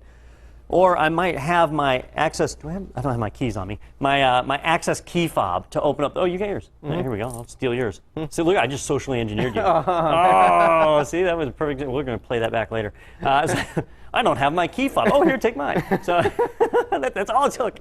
So this is an RFID tag that we use to get into the building. This one's Nate's. And so he just goes up and taps it to the door. This is the something he has. Now, to get into the building, that's a single factor authentication. He just has to have that key fob. If I punched Nate in the face, took his token and ran, right, I can now get into the building, and in the logs it would show as being him. I provided all the information needed to say that I was him, right? So those are the three most common. But these other two are kind of new, right? Somewhere you are. This is important, okay? We use somewhere you are on the IT Pro TV site. If I log into IT Pro TV as an administrator to that website, all right, it knows I'm an admin, and it looks at my IP address, and it says, has Don logged in from this IP address before? If so, great, all right? But if not, if it's a login from a new IP address, it shoots me an email, and it says, hey, a login is happening from this IP address. Do you want to allow it? And I can click the button and say, yeah, allow it. That's me, right? Or I can say, ooh, I don't recognize that IP address. Somebody's trying to log in as me. I'm not going to allow it, all right? That's the somewhere you are. And it's normally done by IP address because that's the easiest way. You guys have probably seen that with other systems. Even like Steam, if you have Steam Guard turned on, every time you log in from a new IP address, it makes you do that authentication code again. So somewhere you are is a pretty easy one to test because you can't forget it at home. I can forget my key fob at home, but my somewhere you are, I'm there, right? You can't forget that. All right, and then there's the something you do. Now, Nate, you do something you do on your laptop, right? Yeah, something that you do, right? Like picture passwords, right? Picture passwords with Windows 8, right? You get these gestures, and based on the direction and the size of these gestures, it will authenticate you, and you can log into your laptop. Now, another way of looking at something you do is how you do something. Now, let's say like entering in a password, right? So you can type in your password, and everything works out pretty great. But the timing of the spaces between the keys, depending on the system, it can read that spacing. And so it's not only are you putting in that specific password, but it's how quickly you type it in, or you type in words at a time, very, very quickly or very slowly. And that can also play into something you do or how you do something. Or if I was getting a phone call from somebody who said they were Nate, and I asked them, I said, hey, Nate, what's that thing that goes around the edge of a monitor? And if they said bezel, I would know that it wasn't you. But if they said bezel, I'd be like, oh, hey, it's Nate. Yeah, all right. So people have characteristics, right? Things that identify them. You guys know it's me. Well, like maybe you're at the store, and you see somebody that looks like me, that looks like Don, right? And you think, hey, is that Don? Let's go see if we can talk to him, right? But as you get closer, you realize, wait a minute, he's not wearing the goofy vest. Don always wears vests, right? So that's not him. So that's something I do, right? Ways that we can identify people, all sorts of different things there. Those 5 things. We have to be a little careful because if you read a lot of security books that are out there, all of them have the something you have, something you know, something you are. Those have been around for a long time, very common. But on the exam, you'll also see somewhere you are and something you do. All right. We got a few more things to talk about. Actually, you know what? Let's wrap up these last. We just have a couple little points here to hit on this objective, and we'll do 5.3 in the last segment.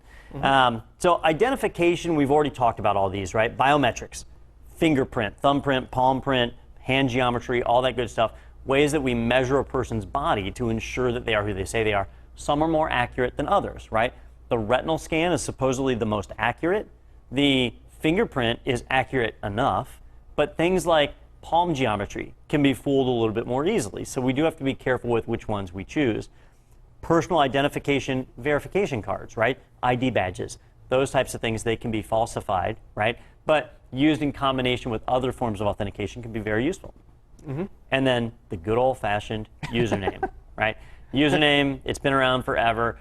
It's usually public. People know what it is, so it's not a form of authentication. We don't want to authenticate somebody off their username, but they need to identify themselves, and that's one way to go about it. All right. Federations I already talked about, and that's where we have two separate organizations, like two Active Directory forests, or one Active Directory forest and one Kerberos realm, or something like that, and we tie them together so they trust each other, so they exchange information or authentication credentials between them, right? That's a federation. Now, federations are really common when you've got a local network and a cloud service, like Amazon EC2 or Microsoft Azure or Rackspace or whatever, where you have those servers that are out there and you want to be able to share credentials between them. You'll see things like federations get set up. The thing we have to be careful with federations is we can have transitive trusts if we're not careful. And let me just kind of draw a picture to show you what I mean by a transitive trust. When we have our own organization, so I might have my company. Here, I'll just do a circle. So here's my company, and maybe I go out and I decide I'm going to set up services in Windows Azure, right? So on the Microsoft side. So here's Donco, right? And I guess I could have written that somewhat bigger. There. Here's Donco, and then I set up some stuff in Azure. All right, and so I set up a trust between these two so that my accounts can be used that way. Now, normally we would do these one way, but let's just, for the sake of this argument, we'll go two way. Okay, and I say one way, like I want my Donco accounts to work in Azure, but I probably don't want my Azure accounts to work in Donco. And the reason is the Azure accounts are public; it's exposed to the internet. The odds of them getting hacked is much higher, and I don't want somebody to break into Azure and then through that break into my local company, right? I don't want that. So that's why these are normally one-way trusts. But I'll show two-way just for the sake of this example. So if I have it set up like this, and then maybe I start doing business with another company, and that other company, let's see, that other company, maybe it's NateCo, right? Yes. This will be your company. And so I get out there and I start to set up this connection so that we trust Nate's company too, and we get that set up as a trust. All right. Well, when we start to unify this, the Donco accounts now work in Azure, the NateCo accounts work in Azure. But if we set these up as two-way, notice what can happen. If Azure trusts Nate and I trust Azure, transitively through Azure, I now trust Nate, and vice versa, right? So now accounts over in NateCo could potentially come and log into systems over here in Donco, and that might not be what I want. And that's why the direction of these trusts is so important. When we go to establish them, if we set them up as one way like this, I have my accounts that will go and work in Azure. So my accounts work in Azure, Nate's accounts work in Azure. Now, Nate has it set up two ways, so the Azure accounts work over here, but Nate, if he jumps over to Azure, can't in turn jump over to me because I set that trust up only one direction. All right. When you have them set up both ways, you get this transitive trust where you trust one person, they trust somebody else, and through that middleman, you indirectly trust the remote person. You may want that. That may be exactly what you want. If you have like an Active Directory forest, you want that amongst your forest domains. You want that two-way transitive trust. But when you're talking about a public service like this, you do not want a transitive trust.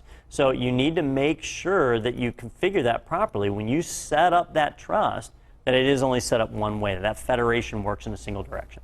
All right, that is important. Now, even when you do two directions, if you're doing this like with Microsoft, you can set this up and you can still tell it not to be transitive.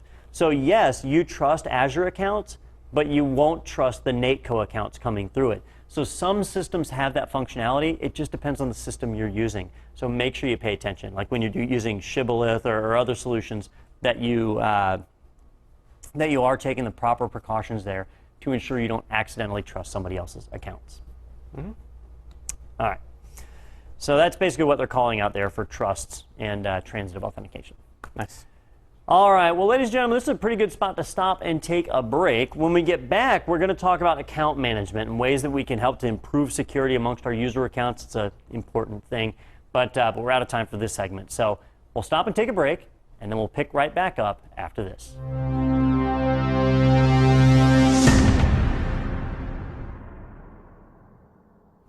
All right, welcome back, everybody.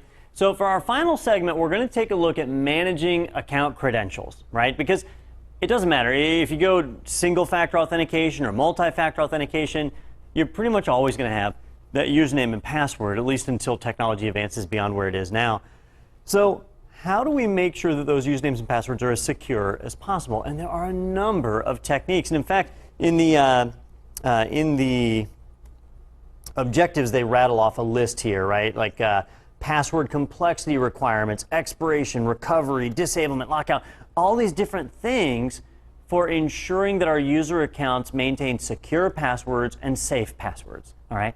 Well, what we need to do is, we've kind of already talked about a lot of these in previous shows, but what they want you to know here is install and configure security controls. This is the first one we've seen in a while. You know, most of these have all been, describe or differentiate or whatever, so know the concept. Here they want you to know how to install them. So we need to have a good understanding of how to put something like this in place. Now, the Security Plus exam is fairly vendor neutral, but in this case, when they talk about install and configure, they're actually talking about in a Windows environment, and that's because the Windows environments are the most common in the corporate environment, right?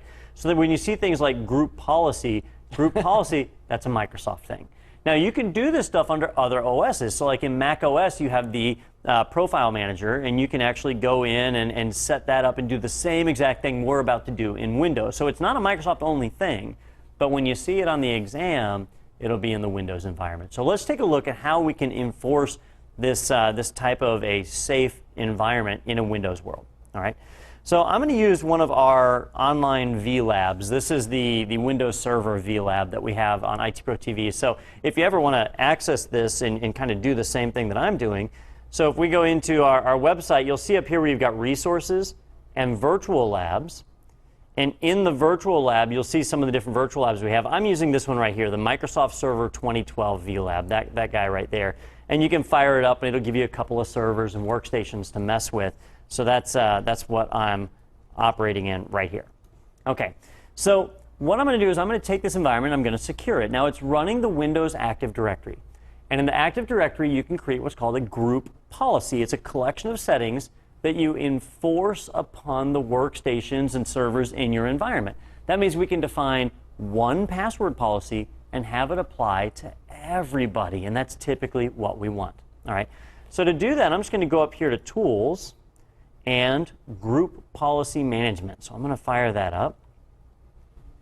Oh, to get started, I'm in the Server Manager. When you boot up Windows Server 2012, this comes up automatically. But let's pretend for a minute that I wasn't in there, right? That I was actually starting from scratch. So step one would be to launch the Server Manager. You have a nice little button for that right there in your taskbar. So that was kind of already done. But let me start from there just to make sure everybody's on the same page.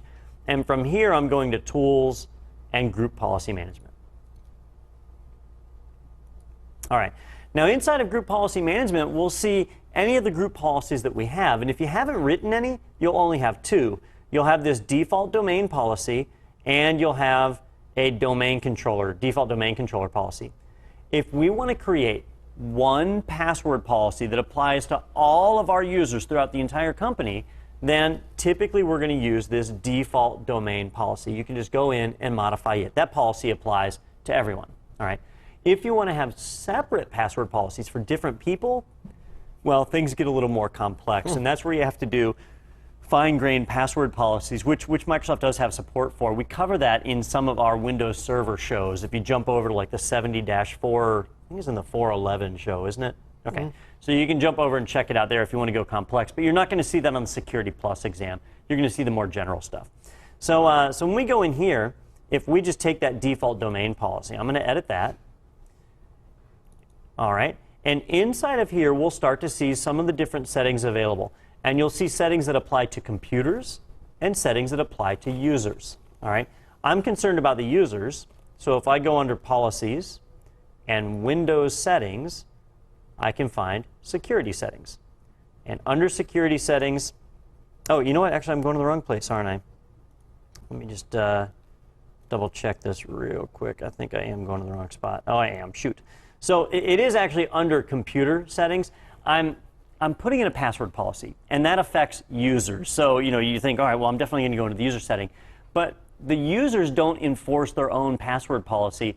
Your domain controllers do. All right. So it's actually a change that we have to make to the computers, and they then enforce it on the user, and that's why it's under the computer settings. So I went to users, policies, Windows settings. That's where I went first, and I should have gone to computer configuration, policies, and Windows settings. And under here, I've got security settings, and that's where I'll see account policies. That's what I'm looking for right there. All right. So under account policies, I've got the password policy. And here's where I can define the restrictions for my systems. And I think I brought this up in a previous episode, didn't I? Mm-hmm. OK. Yep. So if this seems like deja vu, it is, right? We kind of brought this up. But I want to do it again because in that episode, I brought it up just to show an example. But now I want to make sure you guys actually understand the process. So we're going to go through it again. Here we can see some settings. And let's talk about each one of these and how they improve security. The first one is enforce password history. All right. The default is set to 24. And that means if I use a password today, and then I change my password tomorrow, I can't reuse the password I used today for 24 more passwords. All right? So I'll have to go through 24 unique passwords before I can reuse the very first one. Now, why would I want that? All right? Well, a lot of us will set a maximum password age, this second value here. And see how it's set to 42 days? That's like 6 weeks. Let's change that to 30. So I'm going to go to 30 days, basically 1 month. So every 30 days, my users have to change their password. All right, well, what do? So 1 month, they set their password, and it's Gators123. All right, and here in Gainesville, it's a pretty common password. So then next month, they have to change their password. And what do? They make it Gators321. All right, well, then the next month, they have to change it again. They just go right back to Gators123. And they just sit there and bounce between Gators123 and Gators321, and that's it. That's their password month after month. They're just cycling between those two passwords. This setting, enforce password history, stops that. It says you've got to go 24 different passwords before you can reuse that password that you used initially. All right, that's what enforce password history does. 24 it's a pretty big number, so that's usually big enough for people. You might choose to go further or whatever. It's up to you. All right, maximum password age I just explained, right? They'll have to change their password every 30 days. They can change it earlier if they want, but 30 days is the longest they can go without changing their password to something new. All right, and if we've got a 24 password history and we're resetting it every 30 days, over the course of a year, they should use 12 different passwords, right? 1 each month as they go for the year, and it'll be 2 years before they're able to reuse one of their original passwords. That's a pretty good policy. Mm-hmm. Now, the next one is one that is confusing. Minimum password age. So when they change their password, they won't be able to change it again, in this case, until it's been 1 day. All right? Why would I want to make somebody wait to change their password? Well, the short answer is that your end users are typically annoying. and they will find ways to thwart your plans. So if you have a password history of 24, all right, and they have a password they're used to and they want to keep it, they could sit there and change their password 24 times. And when they were done, they could go back to their original password, and now they could keep using it. All right? We don't want that. So by setting a minimum age, saying, hey, you just changed your password, you've now got to wait 24 hours to change it again. Now, if they want to change their password 24 times, it'll take them 24 days. So that's a great way to stop that, to stop rapid password cycling, a minimum password age. Now, the rest of these really deal with complexity. Minimum password length. What's the fewest characters you can type for a password? If you let your users, they'll do one-letter passwords. They'll do blank passwords if you let them, right? Because they don't understand security. In a lot of cases, they just haven't been trained for it. So we need to enforce a minimum. The default here is 7. I'm going to bump that up to 8. 8's a little more standard. But you might even need to go stronger in your environment. You may need to go to 10, 12, 15, whatever.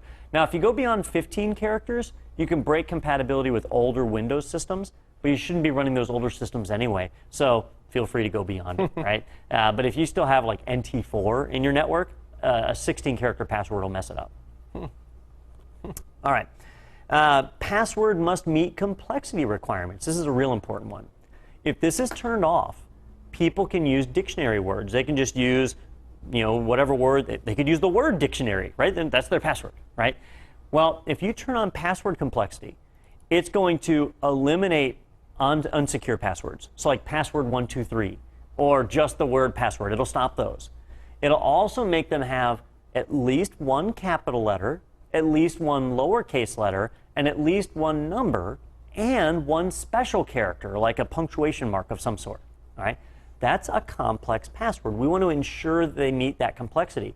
Otherwise, they're going to pick dictionary words that are really easy to guess. A brute force attack will be able to hit them pretty quickly.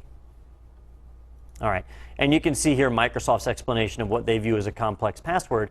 That can be very different than your definition, though, and there are ways to modify this, but that kind of goes beyond what you'll see on the exam. All right, the last one is store passwords using reversible encryption. By default, Microsoft stores the password as a one-way hash password. In other words, there's no way for you to reverse it and get their password. If somebody forgets their password, the only thing you can do is reset it to something new. You can't figure out what their old password is. If you turn this option on, the passwords are stored as reversible, so you can actually decrypt the passwords to figure out what they are. You don't normally want that. All right, so those are some of the password settings we can use, but if we stop there, we're really missing out on some important things. All right, even though we've got some nice little complexity requirements set up here, we still are susceptible to brute force attacks. Somebody could try and brute force a password to get in. So we need to combine this with an account lockout policy. An account lockout policy states if somebody gets enough incorrect passwords in a short amount of time, that we can lock them out, lock their account, and that way somebody can't just sit there and keep trying to guess passwords. So I might want to set an account lockout threshold to 5 invalid attempts. Okay? Account will lock out after 5 invalid attempts. If somebody tries 5 times and gets it wrong, it's going to lock them out. Right? And I can see in the explanation there that it's telling me about how many I can choose, but I'm setting it to 5. All right. Now, it's going to show me some other suggested changes. These are like my account lockout duration and reset account lockout. All right. And if I just hit OK on that, I can see here's my account lockout duration and reset account lockout counter after. When we say 5 invalid login attempts, well, 5 within how much time? Within an hour? Within a day? How rapid does it have to be a brute force attempt? Well, a brute force attempt is going to fire them in rapid fire, right? They're going to come in quick. So if we say 5 failures in 30 minutes, well, your average end user, yeah, they might forget their password and make a few mistakes, but they probably won't do 5 in 30 minutes. Maybe, right? Some of them will. So 5 in 30 minutes, that's going to be enough to stop a brute force. We could even bump this up. We could say like 10 in 30 minutes. If they try 10 in 30 minutes, then lock them out. Your average end user isn't going to try 10. They're going to try and figure a few, and then they'll just give up and get it reset. All right. Now, once they get locked out, what happens from there? Well, then you have your account lockout duration. So we come in here and we specify how long we're going to keep them locked out for. The default is 30 minutes. So after 30 minutes, they'll be able to try and log in again without calling the help desk. It'll just automatically unlock. All right. Or we might want to set that to 0, which means they'll be locked out until an administrator unlocks it. We'll lock them out forever, okay, until one of us gets in there and lets them back in. That can be a little more ideal, except there is a risk here, right? I'm setting this on my domain. It's going to apply to everyone, my entire domain. Somebody could maliciously target me as an administrator, whatever. They could try and log in as me, not trying to get in, just trying to get enough wrong to lock me out. And now I'm locked out and I can't get back in. So I'm going to rely on somebody else to let me back in. So it can be nice to set a window to say, all right, it'll unlock after this amount of time. I'm going to bump it up to an hour, right? So if somebody gets locked out, stop logins for that user for an hour. If somebody's trying to brute force, after that hour when they can't log in, they'll just give up and move to another account, right? This will effectively stop them from being able to brute force. It'll just take too long for them to guess that password. All right, so with my password policy set nice and strong, and my account lockout policy set, now I've got a fairly secure environment. Now, this isn't going to stop users from writing a password on a Post-it note, sticking it on their monitor, right? That's still an issue, but that's kind of beyond what we can cover here with a group policy object. There's no anti-sticky note policy. So those are some of the things that we can define right there. Setting them here at the domain level like I'm doing in this default domain policy will apply to every user account in my domain, and that's very, very effective. It ensures everybody lives up to the same standards.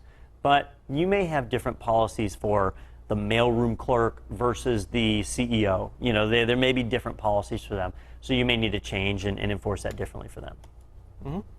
Now, Don, so also in the exam objectives, it does call out recovery and disablement. So let's say that this user has tried on those password attempts. They come in Monday, it was a rough weekend, and they're cramming it in, and they do not remember even changing it.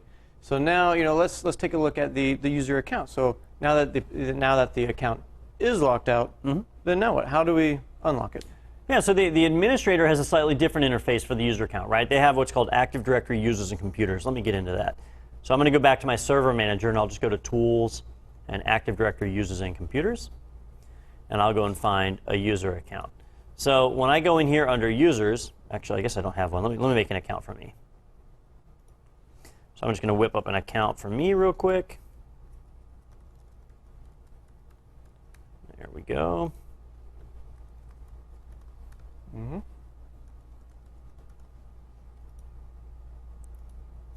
All right, so now I've got an account. And let's say I try and log in a bunch, and I get locked out.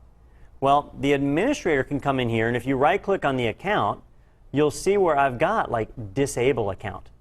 I can disable the account manually, and now there's a little black arrow on there letting me know that Don can't log in. Then now if I right-click, I've got Enable Account, right? But that's different than when they get locked for an invalid password, all right? This is disabling the account, not locking it. If I double-click on the user and I go to the Account tab, it's under the Account tab that we see this Unlock Account. If the account had put in enough invalid passwords to get locked, that would be checked. And notice when I lock the account and I look back here, there's no difference. I don't see a little down arrow. There's no indicator right here that lets me know they're locked. So they call the help desk. I call in and I say, hey guys, I'm sorry. I changed my password yesterday and I just can't seem to remember it today. I got locked out. Can you unlock me? All right. And they can come in here, they can go into the Account tab, and they can unlock the account. All right. Which apparently it unlocked itself. Oh, you know what? I'm hitting unlock. I need to. So this is just unlock, right? It doesn't actually lock, right? So to lock the account, I would have to go in and put in a bunch of bad passwords. Or do I have a? Now, this account is disabled. That's the same as disabling it. But yeah, it doesn't actually have where I can check off to lock it. I'd have to do a bunch of bad passwords, which I guess I could do. Could be fun. What did I set it to? Your password? I don't know, I guess. Oh no! How many invalid attempts did I set it to? 10, I think.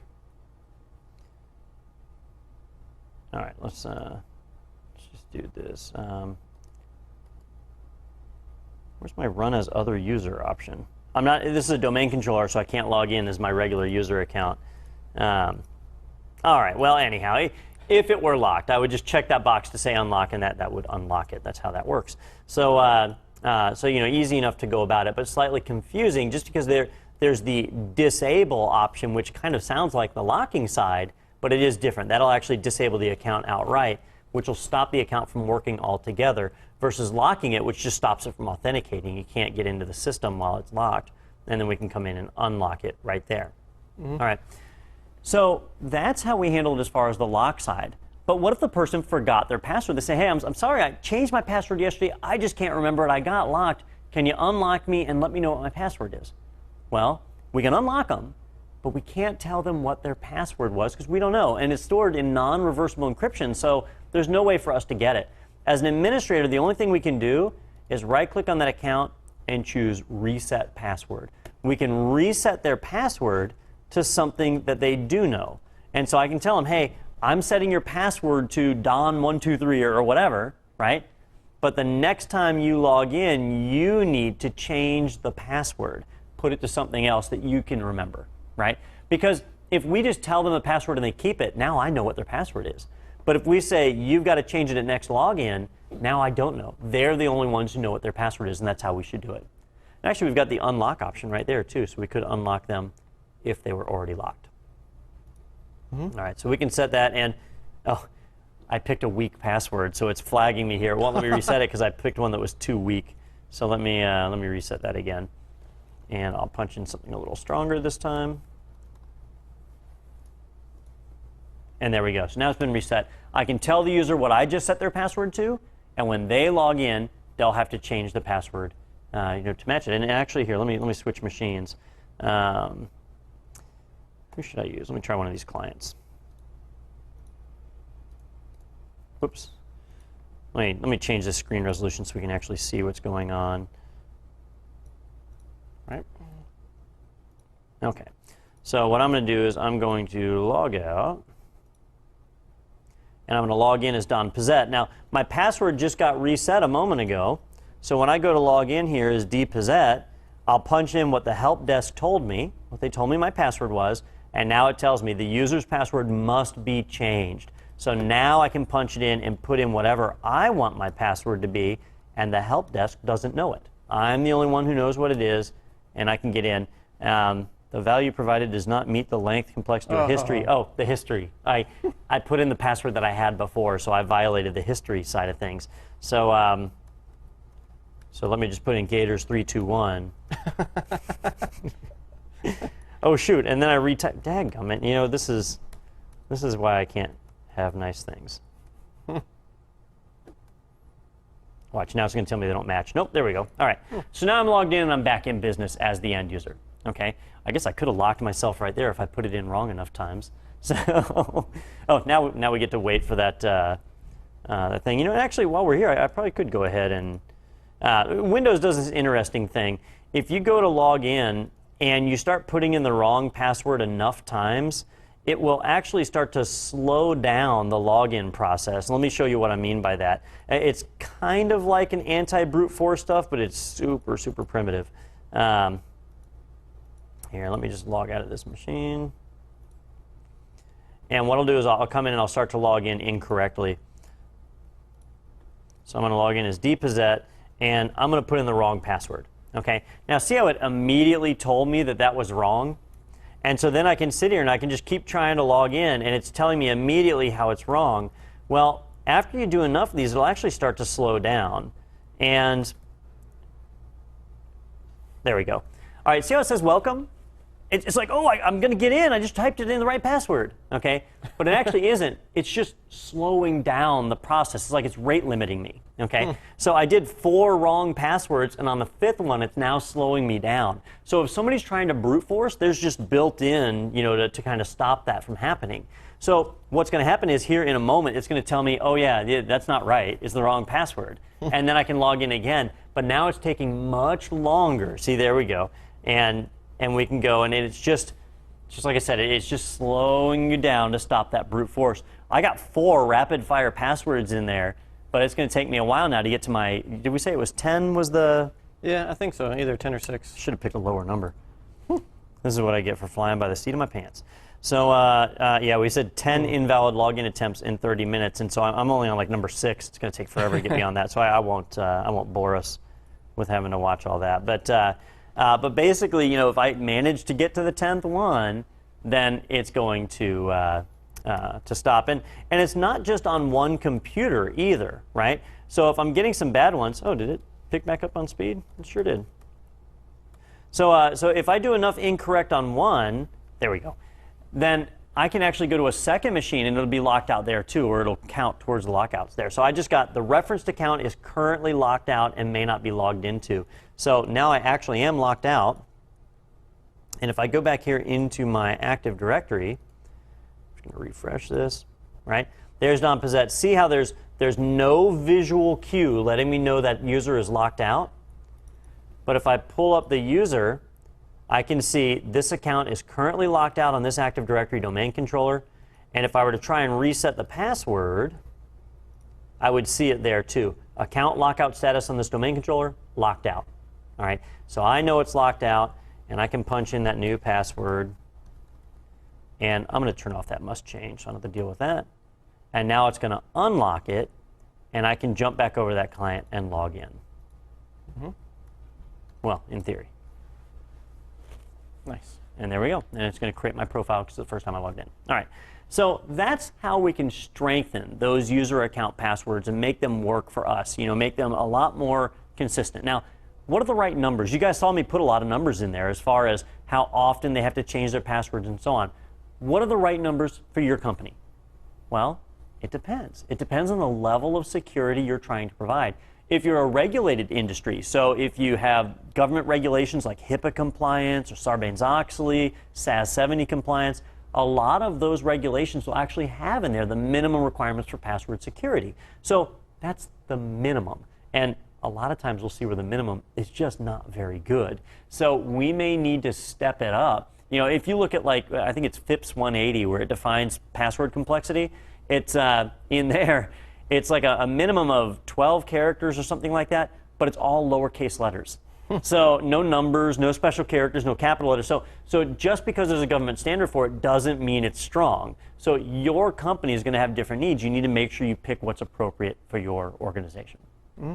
So Don, so you mentioned that your user account, right? So that guy that you logged in there, that you were going to try to run as at that guy, but you're on the domain controller. Well, also into our objectives, it does call out group-based privileges and user-assigned privileges. So we can let this user then sign on to that domain controller by adding him to the appropriate group. Yeah, you know, when we talk about access control and permissions, we're normally talking about access to a file or a folder, but there's things that are called privileges, or Microsoft likes to call them rights, user rights, but they're the privileges. They're the ability to perform an action, right? When I access a file, I'm either reading the file or writing to the file, deleting the file, creating the file, right? Those are the types of things we do. But there's non-standard things like shutting down the computer. If you shut the computer down, what are you doing? Are you writing to a file or reading? You're doing something completely different, right? If you change the clock on a computer, what are you doing, right? These are privileges, and they're things that you can turn on and off for users or groups, right? And Windows does it. I could take a look on this Windows 8 machine, or I'll use the server, because like you said, Nate, my regular user account is not allowed to log in on a domain controller by default. That's one of the ways that Microsoft secures those, so that's why I wasn't able to log on this machine. Well, where does that come from? Well, it comes from our group policy. It actually comes from the domain controller policy. So if I go here into this default domain controller policy and edit that, we'll find it in here. So if I go under my computer settings and policies, Windows settings, security settings, in here I've got my local policies and user rights assignments. Remember, I said Microsoft calls these user rights, right? They're basically privileges. And you'll see things in here like change the system time. Who's allowed to change the clock on a computer? Well, by default, administrators and server operators. A regular user cannot change the clock. They can change the time zone. See, time zone's not defined. Anybody can change the time zone, but the clock itself can't be changed. And that's because Kerberos relies on timestamps to know if packets have been tampered with in transit. It's one of the tools that it uses. So you don't want anybody messing with that. Allow logon locally. This was the problem with my account. My user account is just a regular user. But on the domain controllers, administrators, backup operators, account operators, regular users are not in this list. Regular users cannot log in to a domain controller. So if I wanted myself to be able to log in, I've got two choices. I could modify this, and I could add myself to the list. I could add depossess, right? So there I am. I've added my account.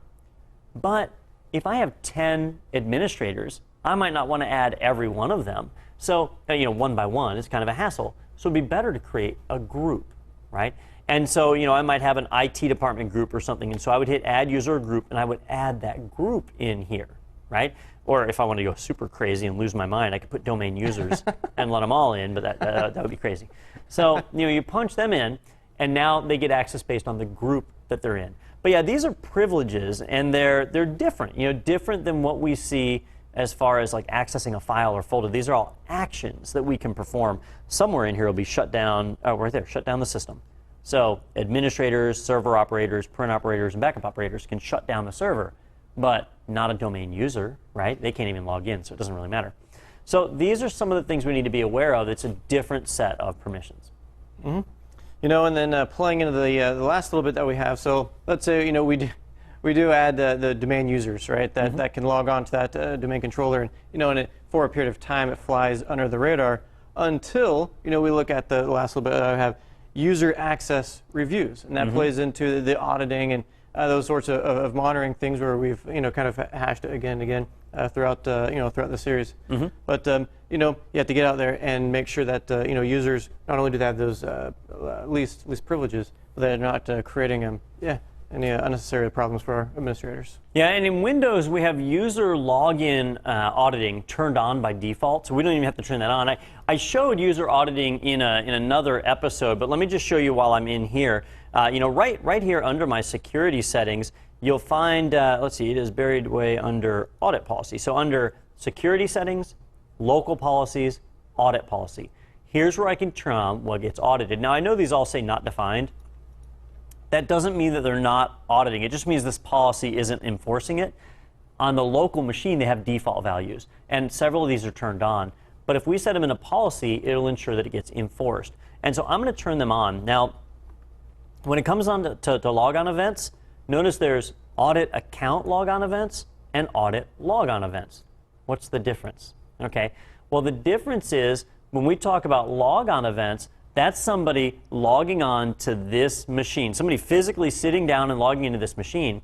But account logon events, that's somebody maybe browsing over the network to access a network share. It's anytime a credential is called into play, you may access all sorts of resources that way. So it's slightly different types of access. But I might want to audit both. So I may go in and choose to turn that on. Now, whenever you do auditing, remember this. You can audit successes or failures or both. And it's kind of counterintuitive, but successes are what you normally want to monitor. A lot of people think, oh, failures. I want to see when somebody tried to do something they shouldn't have done. But the problem with a failure is all it tells you is that your system worked. It did what it was supposed to do, right? Somebody tried to log in, they weren't allowed, and they got stopped. That's a failure, okay? The only time we care about failures are when we're trying to track like brute force attempts, right? There's going to be failure after failure after failure, right? Normally we care about successes. Somebody tried to do something they weren't allowed to do, and they succeeded. That's when we need to know that information. So I want to know logon successes. When somebody tried to log in and they succeeded. Doesn't hurt to throw the failures in there too, though. We can keep a record of that. And I'll go ahead and do the logon events too. We're just going to double up. All right. Now, because I'm doing this in a group policy that applies to my domain controllers, right? This is my default domain controller policy. Whenever somebody tries to log in, it's going to keep a record of that. All right. I mentioned that my user wasn't allowed to log in. Well, did I add him to the list? Yeah, I think so. I don't remember if he chose we'll find cancel out right here. or OK. I don't know if I hit cancel or OK either. So we'll see. I may or may not be applied. So I'm going to try and log in. Let's see what happens. All right. The sign-in method you're trying to use isn't allowed. For more info, contact your network administrator. So I'm not being allowed. I'm a regular user. I don't have the log on locally permission. I can still log on though, right? And what I mean by logging on is I can access it from the network. If I go to one of these clients where I'm logged in, so here, this is me. I'm logged in as Don, right? And if I browse my network and I browse to that server, I'll see it out there. Actually, it probably doesn't have any sharing turned on. And what is that server even called? It's called DC. So if I try and browse to //DC, I'm browsing over the network. Why are my backspaces? What have I done to my keyboard? Here, I'll use the on-screen keyboard. There we go. Or not. Don't I get the lamest on-screen keyboard ever? Well, normally I would type my backslashes, but instead I'm getting apostrophes, so something on my keyboard is not mapped right. Well, anyhow, if I were to browse over the network to that server, I would be able to see it, and I'd be able to access shares that I had permissions to. I'm just not allowed to log in locally. That's why it said the method that I was using wasn't allowed. I guess I could try it from like a command prompt or whatever. Do a net view. Let's see what turns up. I guess I haven't really created any shared folders on that server, so I'm probably not going to turn up anything. But, well, it's got net log on. I should at least see that, right? And in fact, instead of waiting on this thing, here we go. I can just do like a net use x:. I can't type the backslashes. Dadgummit. I was going to try and map a drive to it, but if I can't type my backslashes, that's really going to... I wonder why the virtual machines are not letting me do that. All right, well, anyhow, so we'd be able to browse to it, and we would be able to access via the network. Now, I can jump over to that server, and when I attempted to log in, it stopped me, right? But it should have also logged that. So if I get logged back in,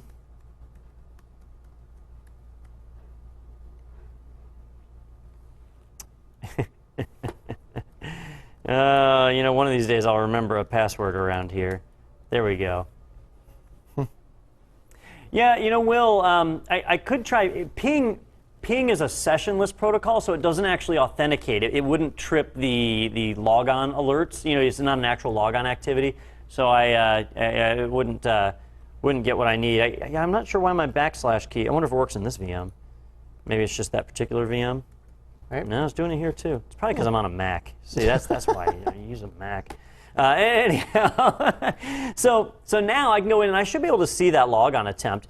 If I go into my well, actually, I could have done it from the server manager right here. If I go to Tools and Event Viewer, inside of my Event Viewer, I can go over to my Windows logs and my security log.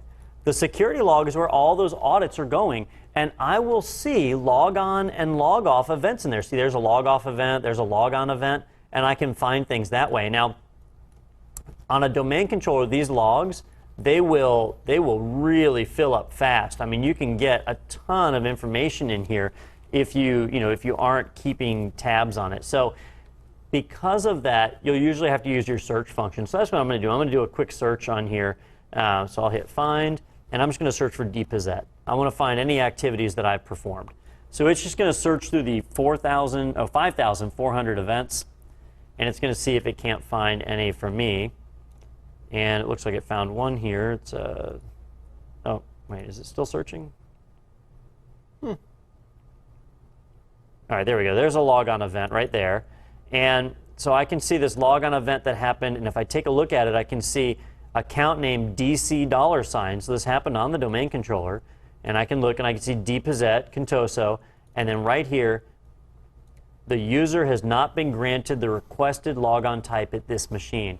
This is where I tried to log in, and I failed. I wasn't able to log in. All right, but that shouldn't be the only one. I should see other logon events in here, like this one. Here's a audit success, right? So here is where we had an authentication process occur and a null SID. Oh, this is just the system. Yeah, this is one of the reasons why the logs fill up so much is system services will trip the logs also as they authenticate, and they'll show up like this without a username. So, so that's not a particular person. You know, some of these will be like from when I ran that netview command and stuff. But yeah, so we could poke around in here. I usually search by the username because that makes it a lot easier. You don't have to sift through all this other stuff. So let me go back to searching for deposit. We'll pull up some of those other ones. All right, here's a special logon. It's special. So, so here you can see I'm doing some kind of privilege check. And so here it was just doing a privilege check to see what I had. It succeeded to find out that I don't have the privilege to log in and then block me, right? That's all stored there in the audit logs. Now, in real life land, the audit logs fill up really fast and they're really complex. They're not easy to read. I mean, even these log on and log off messages, when you look at some of these, they are not the easiest things to read. You know, just going down and trying to interpret what's happening. Here's administrator logging in. You know, it does get kind of confusing. So you might want to leverage third-party software to be able to help with this. There's a lot of third-party event log monitoring software packages. Like GFI has a big one. Shoot, what is it called? GFI Event Manager, I think is what it's called. And where it'll sift this stuff and turn it into plain English, and that's pretty handy. Also, other products like Cisco Mars and Semantic Bind View, they can interpret this stuff and turn it into reports. And you can say, give me a report on deposit. And it'll show you what machines they logged into, what time they logged on, when they logged off. You can get a full record of all their activities. It's a lot easier than sifting through the logs by hand. So that's all a part of monitoring. And remember that monitoring is a continuous thing. We always do it day after day. It's something that's a part of our job, so you got to stay on top of it. All right. So, so Nate, I think that about wraps up that objective, doesn't it? Yeah, yeah. But, what else do we have here? What did I do with my, I've got too many virtual machines fired up. Here we go. All right, so that was our privileges, user access reviews, and continuous monitoring. Yeah, that's basically it. get a little bit of practice with this. On the exam, you know, there are some simulation questions, so they ask you to do stuff, but it's all pretty simple, right? So they might show you something like the password configuration settings and tell you, hey, you need to set this up to have passwords change every month and have a minimum length of 12. And you're already on that screen, so it's not like you got to hunt and find it. But the more that you practice with it, the better you'll be at it. So practice with it. And I did it here in Windows because that's what you're likely to see on the exam. But if you have Linux, you can do it in Linux too. And actually, if you jump over to our Linux Plus show, I specifically cover that in there, how to set the password policies there. So there's a lot of differences. I cover it in our Mac OS shows too. If you take a look at the Mac, not integration basics, but the Mac management basics show. In that one, I show how to set password policies for your Macs too. So we cover that from different operating systems. On the exam, you're most likely going to see Windows though.